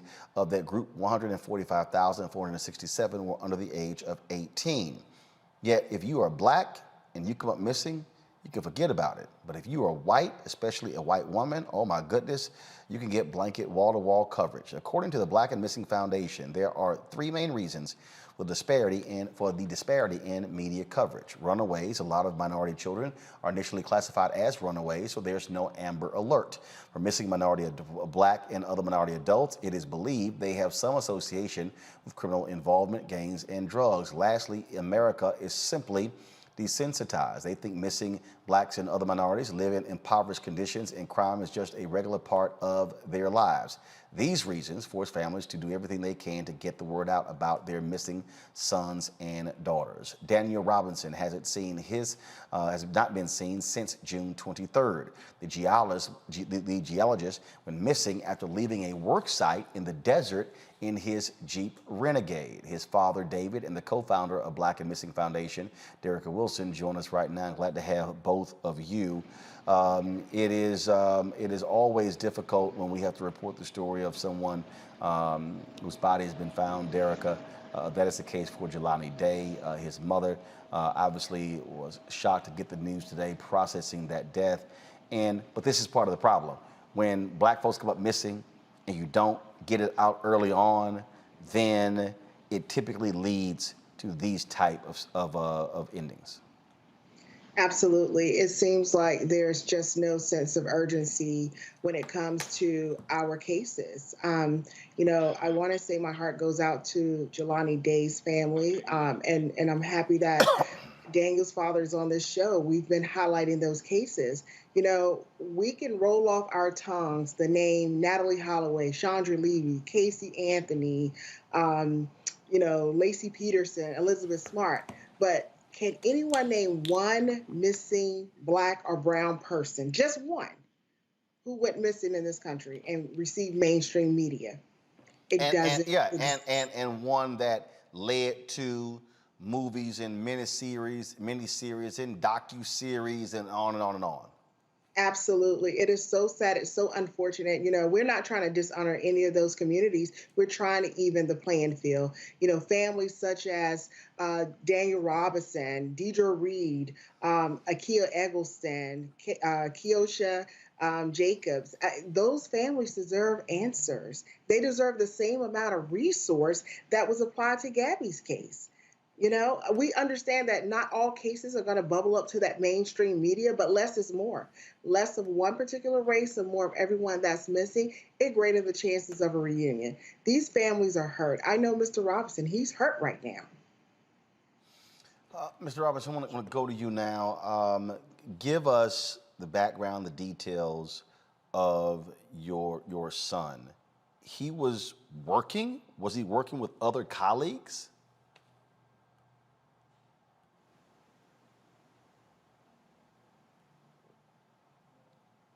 Can you hear? I can hear you now. Yes, go ahead. Give us the backstory of what happened with your son. He was working. Was he working with other colleagues? Did he leave alone or with colleagues? What happened? Well, my son, he works for a company called Matrix New World. Daniel, he's a field geologist for that company. And what he do is he visit well sites. He get assignments. He may visit 2 or 3 in a day. He often meet with one representative from a drilling company who assists him out there at the well site. The morning that my son went missing, he met a gentleman from the company called Weber, and those two are the only folks that was out there at the well site. My son do his collection, and the other gentleman do his job on the well site, well himself.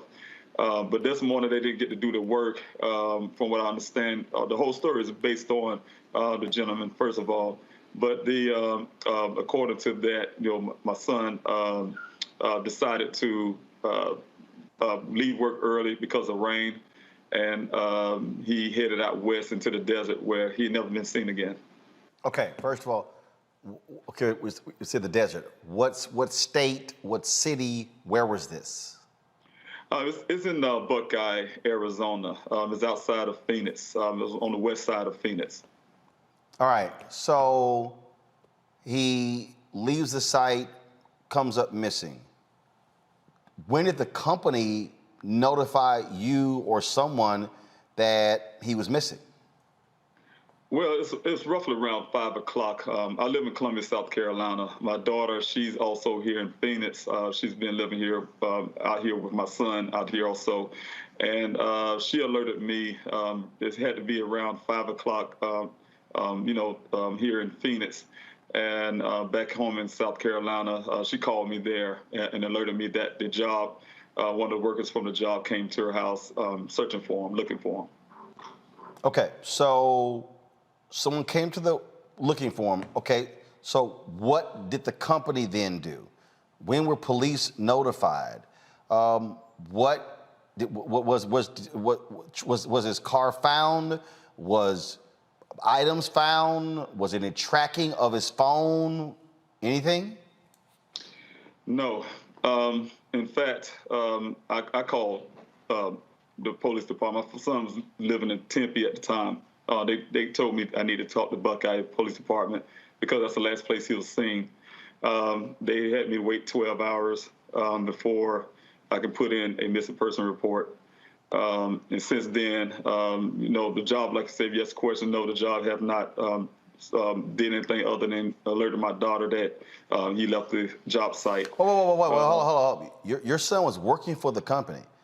Yes, he's on duty. That's correct. The company did not initiate some type of some type of search. They did. So what did the company do? Just, hey, your brother's missing. Let us know if you hear from him. That was it? That was it. How many Black people work for this company?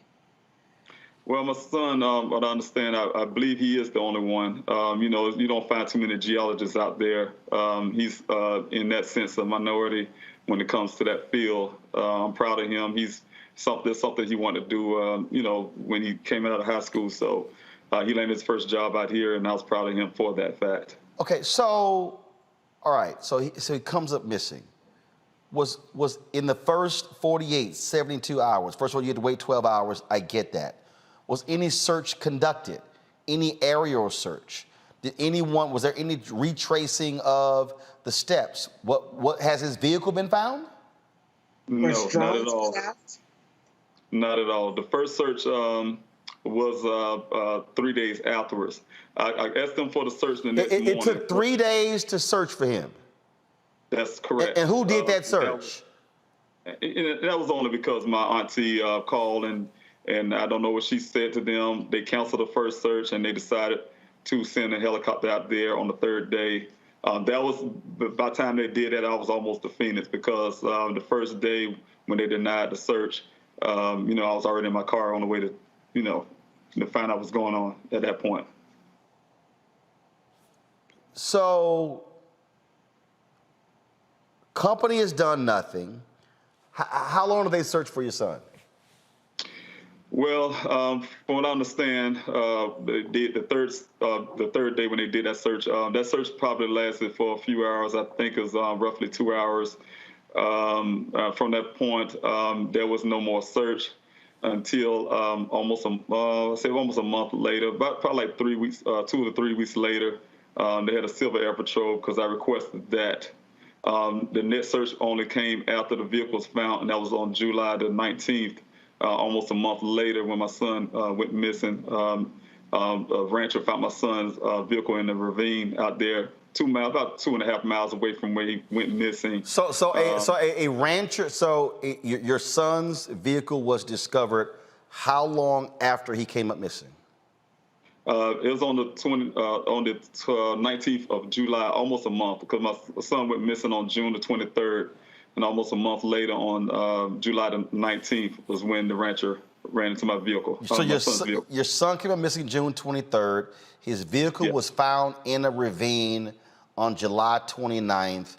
Were any personal effects found in there? phone, anything? Well, actually, it was July 19th. I'm sorry, July 19th. That's right. And the thing was, when they found the vehicle was found, according to Buckeye and also according to the rancher, my son's his clothing, everything from his underwear, his socks, everything he's wearing, his boots, everything was his clothes in a pile about 3 feet away from the vehicle. His safety vest that he was wearing that day when he went missing was another foot away from the vehicle, and the vehicle was lying on the side. His personal things, effects was with his clothing out there. His wallet, his cell phone was inside the vehicle, his personal computer, things like that. Derica, that all sounds absolutely strange, but it also goes to show what happens when you have no real interest. Had there been a real search conducted after that 12 hours, but actually before I answer that, Derica, Daniel, how far, miles or feet, how far was it where his vehicle was found in the ravine from where he was last?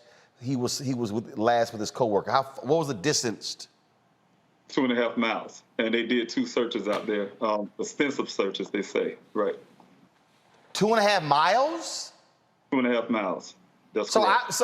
See, Derica, this is the thing that gets me. Clearly, he was able to access the area by vehicle. Okay, clearly he was able to access the area by vehicle. So if I'm sitting here, if you do a real search, you retrace where he last was. You absolutely do. And one of my questions is, did the police department, interview any of his colleagues? Did they bring them in for questioning? Did they bring in the cadets to do a grid search of that area?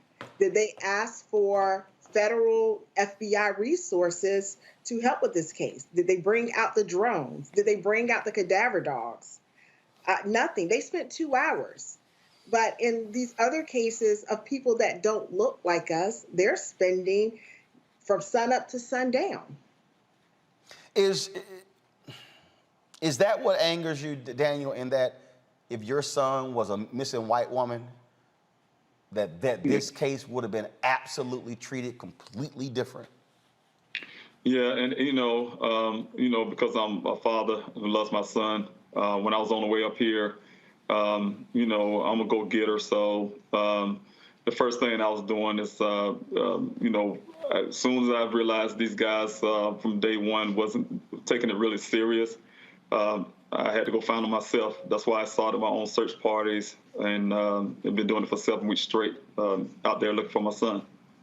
You also are trying to, I'm correct, hire a private investigator. What are you doing? A GoFundMe, Kickstart? What are you doing to help with that? To ask for help with that? Well, I've been out here, like I said, since June the 26th. From that time, of course, I have a home in South Carolina. I haven't been home since. But, while I'm out here, if I live in expenses, I had to be out here to get the searches going. I had to be out here to get my private investigator. I had to be out here, So, of course, after a while, the GoFundMe was there, created later to help me remain here because, I have to take care of things at home, take care of here, and pay the expenses here while I'm here. So after the searches of 7 weeks of searches, I'm desperate at this point. I can't get the Buckeye Police Department to move on really doing a serious search and investigation on my son. I was running out of resources. The GoFundMe helped me for a certain point. And then, because of the Gabby thing, my son, what I've been working hard for 3 months, finally came up. People started taking my son's stuff serious, and also to help with the GoFundMe, so now I can stay a lot longer to continue what I was doing. I'm about to open the searches back up again. Well, and Mr. Robinson, we're here to help you as well. We are a resource we're sharing with all of our media contacts, and we will also make a contribution to you. This is absolutely devastating. And, on behalf of the Black and Missing Foundation, our hearts go out to you. No family should have to deal with this. Missing persons is not a Black issue, it's not a white issue, it's an American issue. And we know that this is devastating, just not knowing if Daniel is hurt, if he's being mistreated, if he's hungry, if he's going to walk through the front door. And that's how all these families feel. And that's why we have to make this a priority. All people who are missing deserve that equality. That's right. We shouldn't have to fight for everything.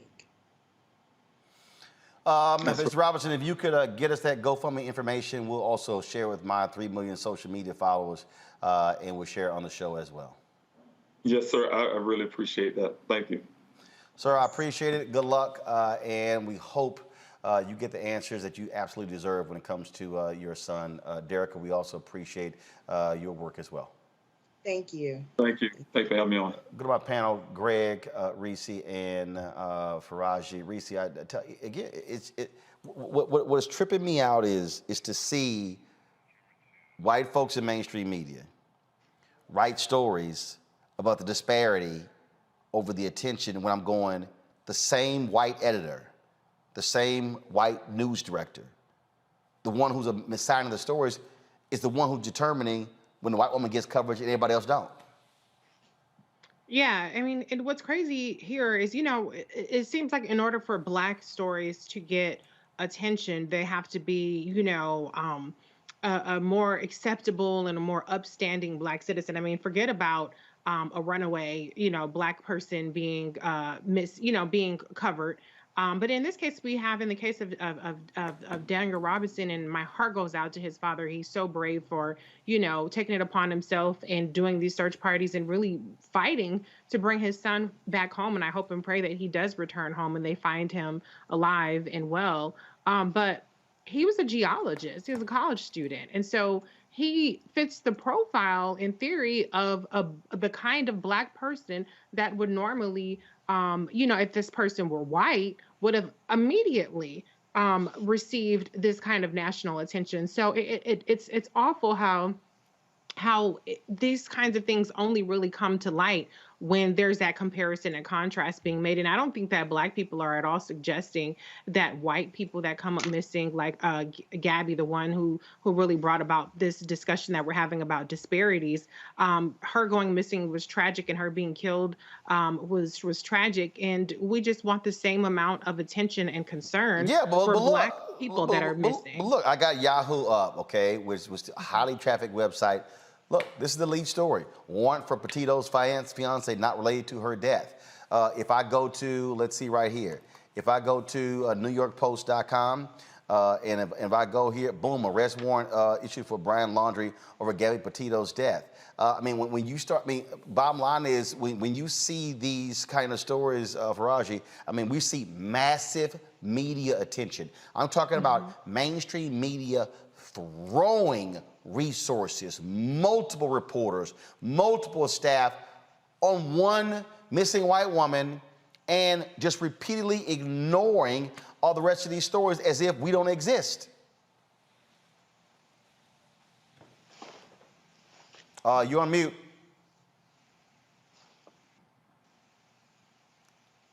Faraji, you on mute. Guys, what's going on? Can y'all figure it out, Greg Carr? Yeah, Roland, just quickly. The Buckeye, Arizona Police Department put on its website, anyone with information that can help solve this case and bring closure to the Robinson family is urged to call the Buckeye Police Department non-emergency number. And you all can look that non-emergency number up. I won't presume that you would even broadcast the number, Roland. But in addition to the GoFundMe, we need to understand that Buckeye, Arizona, which is in Maricopa County, I don't know where we heard Maricopa County in the news over the last couple of years. At any rate, we should destroy their phone lines' capacity to take any other calls. If you can't give any money, dial that number till your fingers fall off, and when they do, use your elbows and ask them what the hell are they doing. We just heard a man whose temperament is heartbreaking in its in his calmness. He left South Carolina. He left to find it. He said, I went to find my son because they're not looking for him. You're right, Reese, of course. Of course. No human being should be missing. But as the LAPD used to say when they would get a call of black folk, involving black folk in Los Angeles, and the Jamaican philosopher Sylvia Wynter took this phrase that the LAPD developed and applied it to the study of black folk in this country. She said, you know, when the LAPD got a call and they realized it was black or brown people, they would repeat over the radio NHI, no humans involved. This would not stand for a white woman or a white man for that matter. So let's break the phones of Buckeye, Arizona's police department in Maricopa County, because since you don't seem to think there are any humans involved, we're going to treat you like you treated us. There's no we in this country. I hope that you find it, brother. Roland, when you asked him that question, brother, and he narrated how they found all of his son's clothes, his underwear, his socks, his personal effects in his clothes, strewn out from that car, and then that 2.5 mile distance between where his last coworker had seen him. This is not only unacceptable. The only way it becomes unacceptable in this country is when you make these people have to deal with the fact that we will make this place ungovernable until you make it into someplace different. We're not going to stand for this. Faraji. Yeah, I mean, I just think that it's interesting because when I look at a media scan of how, you know, this case with Gabby compared to the cases of black children and black people, it's always like the media says, you know what, we can do more. It's like this hypocritical stance that, yep, we recognize that we don't put enough emphasis on black and brown missing people. We recognize that. And then you start having these kind of like bubbling up conversations about the importance of it. The data comes out, 40% of missing people of color. I mean, all of this, but it's so hypocritical. It's really, really hypocritical. And I think that also that we should look at, okay, is it just us? I mean, just the traditional white media, or is it us, how we feel as a community about when one of our own go missing? I mean, it's each day in Black America, a child is taken, an adult finds themselves missing in this country, right among black people, and we don't ask the right questions. We just kind of shove in. Oh, okay, they gone for a while, and then bodies end up somewhere, and all of those things. This happens right here in Baltimore. This happens right here in Baltimore, and so you know, it's like we have to have the heart. I mean, some of us do, obviously. You know, we can feel for the Dave family. We can feel for the brother Daniel Robinson's family. Right. We feel that pain. But we need to put that emphasis so that way we can't just put it all on the media. We got to take on that mantle ourselves. Absolutely, absolutely. So and somebody sent me a tweet. They said, my local news stations have spent so many resources. They all sent reporters to Florida, Wyoming, and Denver. Wow. Yeah, CNN has had reporters in multiple locations for the one case. That's how it happens. Hey, folks, earlier we told you about Until Freedom, how they were gathering at Friendship West Baptist Church in Dallas, gathering resources. Let's go live right now to Dallas, Texas. Linda Saussure is one of the co-founders of Until Freedom. Linda, give us a sense of how things have been going there. We were texting earlier, folks dropping off. I mean, are y'all overwhelmed with supplies? Dallas showed up. We are, as you can see, we have a steady line of people bringing stuff in. We went out and made some purchases here in the Dallas area. Angelo's here, co-founder of Until Freedom, myself and our team, and the wonderful people at Friendship West Baptist Church. Shout out to Freddie Haynes and all the wonderful volunteers that are out here standing in solidarity with our Haitian sisters and brothers at the border. And so y'all going to be driving 6 hours to Del Rio, Texas. And so, you know, how much stuff have folks brought? Is it one truck, two trucks, three trucks? How many trucks? Yeah, how many trucks?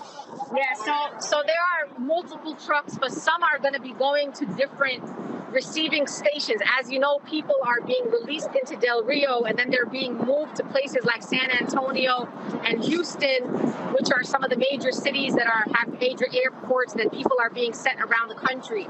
So the Del Rio is just a really small area. So this particular U-Haul truck that you see right here is the one that is going to be going to Del Rio, that has baby diapers, baby wipes, sanitary napkins for women, hand sanitizer, baby formula, just a lot of important basic necessities that people need just to feel a little dignified and have some basics for the trip that they have to make, either to San Antonio or to Houston or to other parts of Texas. And look, the reality is there are a lot of folks who are going down the Del Rio for the photo op. Y'all wanted to make sure that that y'all are helping the people. You gotten with Trey, the rapper out of Houston, his organization as well. And so y'all have really put together a strong coalition to provide some help to the folks there, these Haitian migrants. Absolutely, and we thank you, Roland, for always sharing and giving us this platform. This is about helping our Haitian migrants at the border, but it's also a way to shame the United States government for the treatment of the Haitian migrants at the border.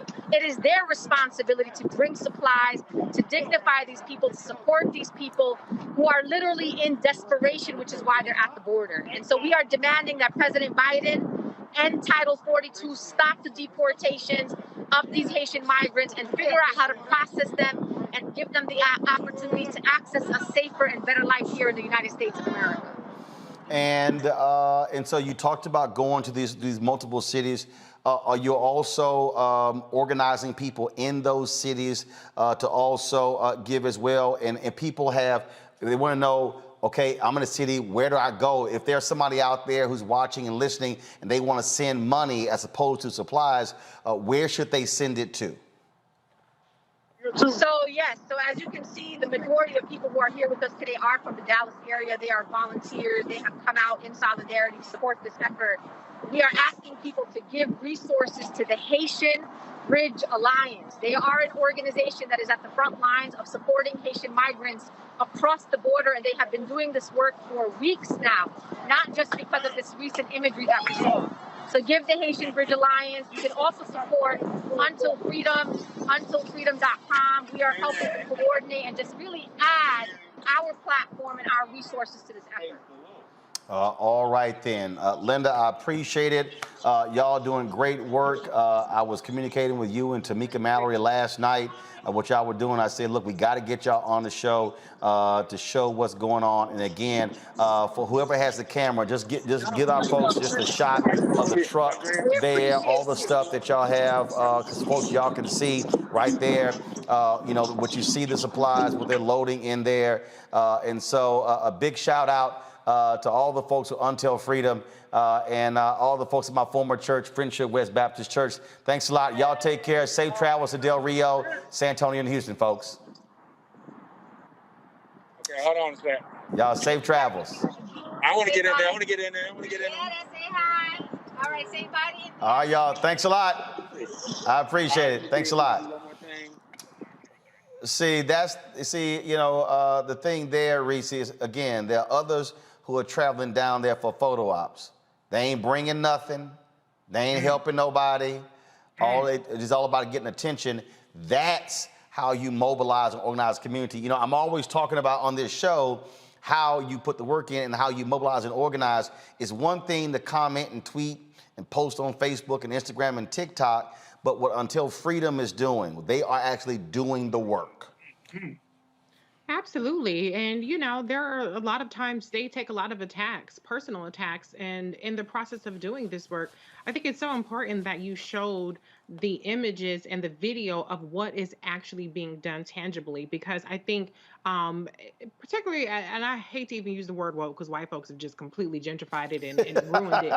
But there is a reluctance that some of us might have to send money because there's all these allegations of corruption and all these people don't send money, these people send money, these people this, that, and the other. But showing an organization that is, and you can see tangibly what they're doing and where they're going with it is so helpful, because people need to know that there are people on the ground doing the work. Everybody can't travel down to Del Rio. It's probably not even safe for a lot of people to be going down there. You need people that are really trained in this kind of this kind of action. To take that kind of direct action. But there are ways that we can contribute, whether it's financially or whether it's going down there and volunteering and actually donating goods. So what I would encourage you to do is tune out the noise about this personality and that personality and who's doing X, Y, and Z. And the proof is in the pudding. It's all about the action. If you can see the action, then that's what you should be focused on, and how you can be a part of the solution instead of the noise machine. Raji?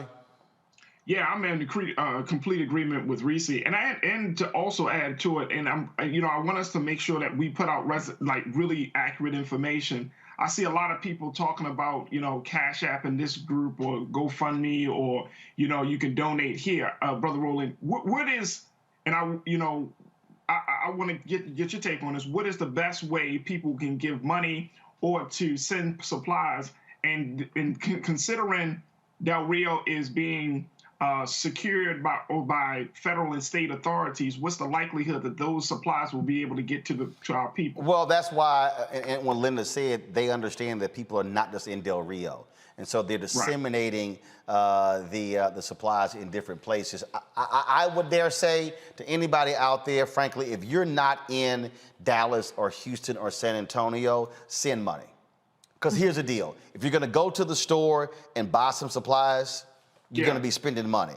And so she gave the name of the organization, Control Room. Please get me that name of the organization again that she mentioned. But she also Haitian Bridge Alliance. Haitian Bridge Alliance. Y'all get a graphic together and put it on the lower third. Type it in what the website is. Also go to the Until Freedom website. That's what I would do. I would just simply it would be a matter of resources. That's what I would do. Greg, we talk about this all the time. Why Black-owned media matters. The reality is MSNBC, Fox, and CNN, these networks, they're not going to do that. They're caught up in other sort of stuff. This is why, as your brother said in that promo we're running, our eyeballs need to follow or go where we are. That needs to happen because when we're able to build capacity, when we're able to have not 2,776 watching on YouTube, or right now I think it's 1,400 watching on the Black Star Network app, or Facebook has actually been suppressing our damn live notifications, so our numbers are like 200 and 300 on Facebook. The reality is, when we can build it and have 2 and 3 and 4 and 500,000, that's building capacity. Stories like this, why it matters. Greg, I think you're on mute. I am. I'm sorry. I was on mute that time. As my brother said, you're right, Roland. Bring your eyeballs home. And we all run into people all the time who watch. They may not watch in real time. They go back and watch later. But, not only do we not expect white-facing media and white-stream media to do that, because this is our mainstream, we shouldn't rely on them. As we saw with the case of the brother who at the verge of losing his job as the principal there in Texas. All of a sudden, he was discovered by white stream media at black points of entry, but that's because he was here first and then came back. And in the case of what we just saw, brother, it was so incredibly instructive to see our sister Linda Sarsour, to see those women and men loading that truck. And then when you said, have your camera person pan over to see, and then they all paused and they all got in, and the sister said, I want to get in that picture. Why? Because this is home. I mean, today would have been the 95th birthday of John Coltrane. What we saw was, to borrow from his famous recording, the title, A Love Supreme. Yesterday was Jeremiah Wright's 80th birthday. Baba J, happy birthday, brother. And of course, Freddie Haynes is one of his spiritual sons. When the white media tried to crucify Jeremiah Wright, when he said, if this is what America's about, then God blank America, He wasn't talking about the people. He was talking about any system that would put people in that kind of crisis. So finally, looking at that, brother, you know, I think about the great Paul Robeson, who made a recording before they took his passport, he and his wife, before they accused him of being enemies of the state, before they tried to break Paul Robeson, before Paul Robeson spent the last 10 years of his life convalescing at his sister's house in Philly. He was one of the greatest recording artists, most popular recording artists in the world, great film star and all that, and an alpha, but you know, he had good sense to choose that early. But when he recorded that song, The House I Live In, he starts with, what is America to me? A name, a map of a flag I see, a certain word, democracy. What is America to me? But what we just saw is what it is. He said, it's the house I live in. My neighbors, white and black. He said, the church, the school, the clubhouse, the million lights I see, but especially the people. So when I say there is no we, there ain't no we. There's the people, and it starts locally. So if y'all want to do something, and you think there's an America beyond the people who do things like we just saw, if you don't have any money to give, pick up the phone again, call the White House, ask Joe Biden's administration why they're appealing the court decision that said you got to stop not letting people in and blaming COVID. Call the Biden administration at the places that Sister Sarsour just let us understand. If they're going to let them in the country, they're going to fly them to places and give them a notice to appear. You need to bang on the Senate, bang on the Congress, bang on the Biden administration, and ask them, what is your policy toward Haitians? What is your policy toward black people? Are you going to let those people stay here? And then, Roland, I don't know where Kristen Clark is in this or where our sister Vanita Gupta is, but we need to find out what the Department of Justice, what their interface is with this Biden administration policy of continuing the Trump administration policy. If you ain't got no money, get involved in the political process. But that's why Black Star is here, brother. Yes, sir. Mm-hmm. Indeed. Folks, we're not done. We're not done. First of all, I'm done with the panel. We're not done. First of all, I had a conversation the other night on Clubhouse where I was talking about holding these companies accountable in the wake of death of George Floyd. All these billions, they promised $30 to $50 billion. All these companies talking about how they're going to support black-owned media. They ain't spending the money. I've been calling folks out. And so I had a conversation on Clubhouse. It was interesting because folks were like, oh, why you on Clubhouse? Well, actually, I had a conversation on Clubhouse to tell people we're going to have part 2 on Fanbase. Black-owned app launched by Isaac Hayes III. I'm one of the folks who part of the crowd fund, which he got $3.5 million through crowdfunding to further develop the app. And so I said, we can't talk about black economic empowerment if we are willingly gonna have conversations on Clubhouse, but don't wanna go over to Fanbase. And so go to my computer. So at 9 p.m. in 48 minutes, I'm gonna have part 2 of our conversation on Fanbase. I want y'all to download the Fanbase app. We're gonna have a conversation over there. Let's blow it out. And I'm gonna walk y'all through this thing with these advertising agencies. I'm gonna walk y'all through why I call out brands specifically, because y'all need to understand what's going on. And so download that Fanbase app. Trust me, you want to check that out. Also, of course, yesterday we talked about the death of Melvin Van Peebles. Just tremendous man, amazing story. And so the director, Michael Schultz, he did Car Wash, he did Cooley High and others.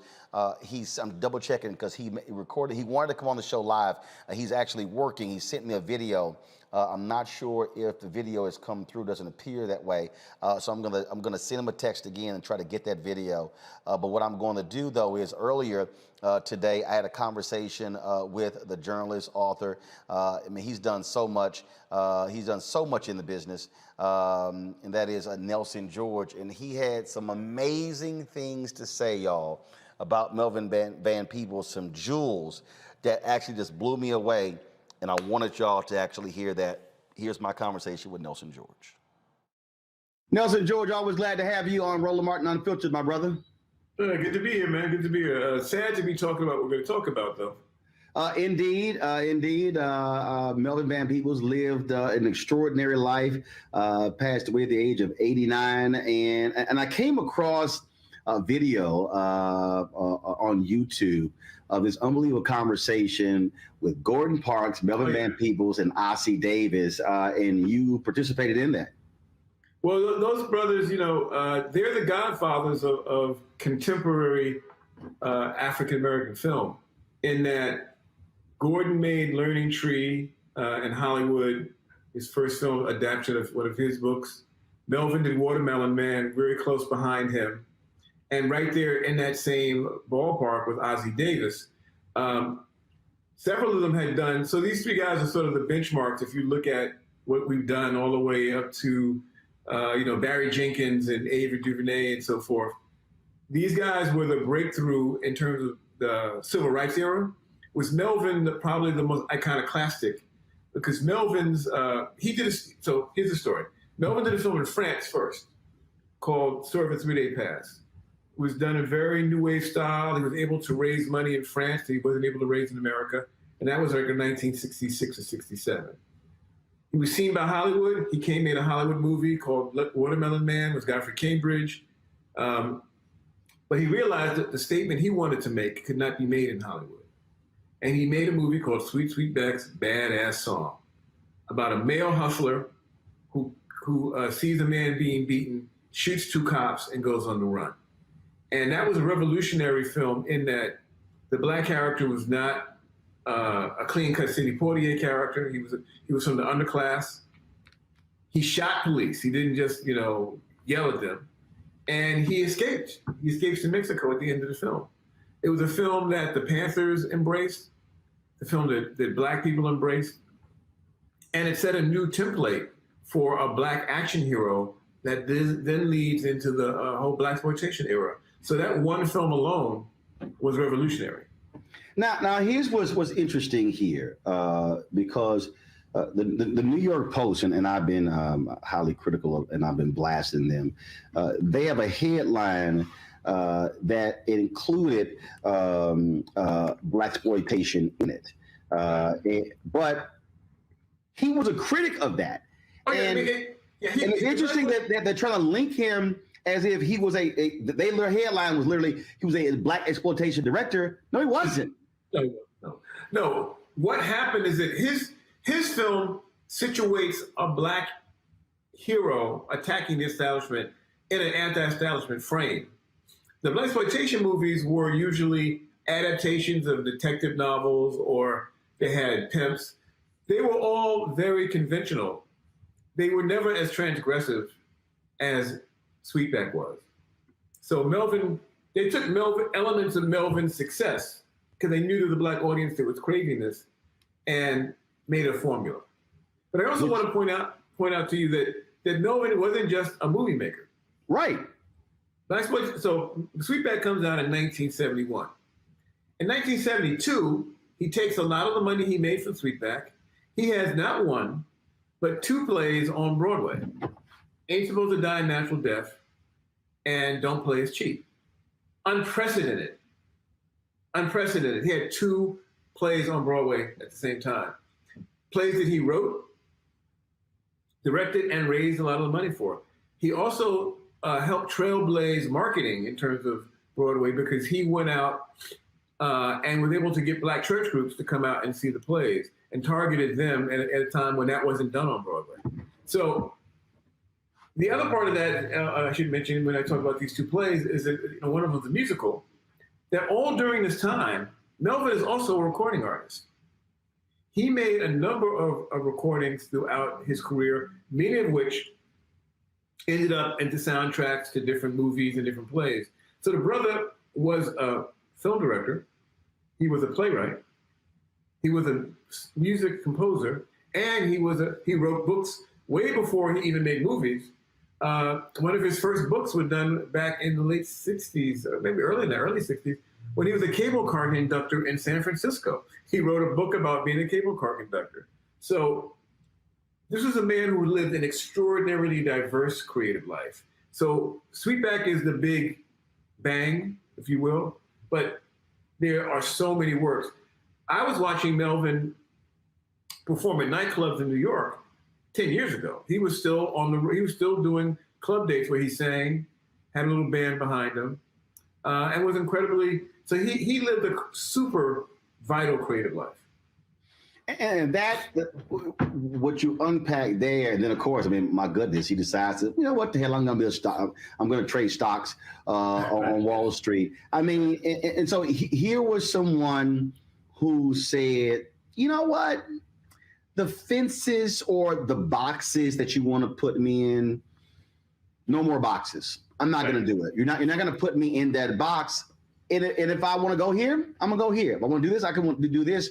And I think there's a lesson in that for so many people who are told, you know what, just do this. And I identify with it because as a one launching my own independent company and show and the frustration I always had when I worked in mainstream media, but also when I worked in Black media, was the limitation. No, we just want you to do this. And I'm like, no, but my talents are all over. Why? I want to be able to use all of these gifts. Yes. That to me was so powerful. And the true lesson to learn from a Melvin Van Peebles, a Gordon Parks. Yeah, I mean, Melvin, I got to know Melvin pretty well over the years. And he was always about be yourself, follow your vision. First time I met Melvin, I was a college student in 1978, I think. I went to interview him for a magazine. And I walked in, brother had on, he was sitting in a wheelchair in the middle of his office, had no shoes on, no shirt, but had trousers on, suspenders, a hat, was smoking a cigar. And I was like, wow, that's unconventional. And that's how he lived his life. He never tried to fit in. He made himself be who he was. He totally was a free spirit. I'll tell you something interesting about Melvin. I found out yesterday. So I have an agent at CAA who was friends with Melvin. He says that when he joined CAA in early 90s, Melvin negotiated his contract. I said, are you kidding me? He said, no, Melvin knew money. Melvin knew money. And so this is a white guy.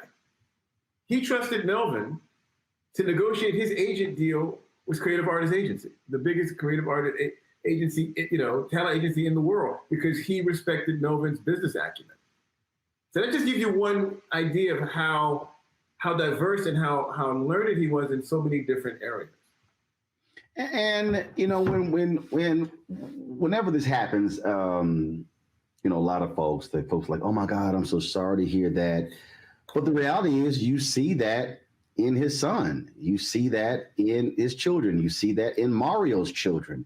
You see this whole idea of there are no boundaries. And all too often for African Americans, especially in our parents, for a lot of us, look, son, to daughter, look, get you a good job, get a steady job, just, don't make waves. But then you get older, and then people start thinking back and, man, I wish I had done this and I wish I had done that. And they have these regrets. I think Melvin Van Peebles lays down in his home in Manhattan, passes away. He passes away with no regrets. Oh, Melvin, as long as Melvin was running the streets of New York, he jogged all the time. I mean, he lived a very full life. I'll tell you another story. I was shooting an independent film about 10 years ago. And I said, Melvin, I ain't got no money, but can I get you to do one improv scene with me?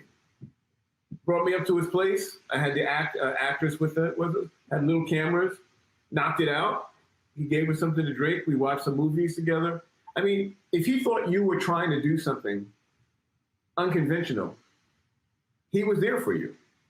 And I felt like he was, for me, it was great to get to know him, because he was someone who, and you'll find this in everybody, anybody who's around Melvin for any amount of time was inspired. Inspired because he wasn't conventional. He didn't fit any of the boxes of open mobility. But he always was moving forward. His apartment, he designed the furniture in his apartment. He had a hot dog that was a dresser. He had like the back of a truck in his living room that spewed kind of like smoke.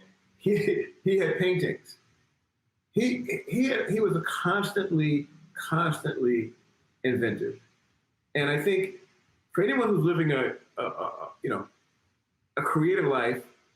The idea is not to be boxed in, as you said, and it's also to be constantly doing stuff. You're never going to retire. Retiring is for people who have a 9-to-5. If you're out in this world trying to create visions, go for it constantly. Always be experimenting, always be learning, always be challenging yourself. And just to be in his proximity was to feel that energy and to feel that history. I mean, the brother came from, at one point, you know, he left Chicago. He was a cable car reporter in San Francisco. At one point, he lived as a street painter in Mexico City. He went to Paris. He lived in Amsterdam and went to school in Amsterdam, and then went to Paris, where he sort of began his life as a writer and ultimately a filmmaker. So he was also not afraid to move out of his comfort zone. Being a black man traveling the globe throughout the 50s, he was able to open his vision, and not be boxed in by the American boxes. What you just said, that I think really stands out when you said, look, man, I don't have any money for it. Can you do this? He's like, no problem. And that, if there's one thing, Nelson, that sort of drives me crazy, and it really does. And I said this a couple of weeks ago on Twitter. I said, it doesn't actually cost me anything to help somebody out and retweet something. It doesn't. If somebody hits me up and say, hey, Roland, can you do me a solid and do a mention on your show? Okay. Now, obviously, that's relationship. Sure. Because you also know that person and who they are and what they do. But this is someone who, like you said, if I see somebody who's trying to do something, man, I'm gonna go ahead and help you. That is in many ways is uncommon. That's not common. It's uncommon for folks to do that. And I think a lot of people, when we talk to elders who've become ancestors, it's amazing how that is a consistent theme when we talk about many of those ancestors. Oh, listen, I'm working on a documentary right now about Willie Mays. Willie Mays is 90 years old. And the key phrase in Willie's life is take care. He says, so-and-so took care of me. I took care of blah, blah, blah. In other words, he was mentored by older black ball players. And then he became a mentor to a younger black ball player. Because he felt that was part of what you did. I feel like that's an important part of Melvin's DNA, and perhaps that whole generation of people who came up during the Depression. You know, these are Depression babies. And so no one had anything when they first came up. So if you had something, you gave someone, a shirt. You let someone use your pants because there was no money, and all you had was each other. And so he had a very strong sense of community. A lot of folks have known Melvin for years. There's so many young now middle-aged filmmakers who were young filmmakers who gravitated around him and sat and listened to him. He wasn't someone who gave inspirational speeches. His life was inspirational. You know, how he lived was inspirational. Now, I started smoking cigars because of Melvin. Well, as somebody who's allergic to cigars, I'll pass on that one. Okay. But I'll grab. I'll do all the other stuff that he did. As you said, man, an extraordinary life. I've had opportunity because I was literally just in LA a few weeks ago where I interviewed Mario for this one-on-one series that I'm going to be launching on my OTT network, Black Star Network. And we were able to use some stuff in the tribute last night as he talked about his dad and some life lessons and things along those lines. And the reality is what he did in his life, he certainly passed on to his children. And at the whole point, what you said about Willie Mays, take care. Mario is passing on to his children. And hopefully that's what other people will learn, that it doesn't make sense to have all of this knowledge and expertise that is just sitting in your head. Share it, bless it with some other folk, and give them a sense of what freedom is like, what free expression is like, and what independence is like. Yes, absolutely. Because Melvin was the ultimate independent. He made films, he wrote books, he made plays, he made records. He made them and then figured out how to get them out. And that's what he did his whole life. And he stayed one of the most idiosyncratic and interesting artists in American history. And of course, I'm 52, be 53 in November. You are in the same area, same age, and we sit here and go, damn, we got more work to do, all the stuff that brother did. Absolutely. I said that to my fiance last night. Like, wow, I thought I was working. I ain't working hard enough. There you go. Nelson, always good to see you, my brother. Thank you for having me. You take care. Take care. That is it for us, folks, on Roland Martin Unfiltered here on the Black Star Network. Don't forget to download the Black Star Network app on all available platforms. iPhone, Android phone, Apple TV, Android TV, Roku, Amazon Fire Stick, Xbox Smart TV. Also, be sure to join our Bring the Funk fan club. You can give to us via, and our goal is to get 20,000 of our fans, giving about average of $50 each. $4.19 a month, 13 cents a day for compelling content you're not going to find anywhere else. Cash App is $RM Unfiltered. PayPal is R Martin Unfiltered. Venmo is RM Unfiltered. Zelle is Roland at RolandSMartin.com. Roland at RolandMartinUnfiltered.com. Folks, that's it. I'll see you guys tomorrow right here on Roland Martin Unfiltered on the Black Star Network. I'll see y'all on Fanbase in less than 30 minutes. Holla!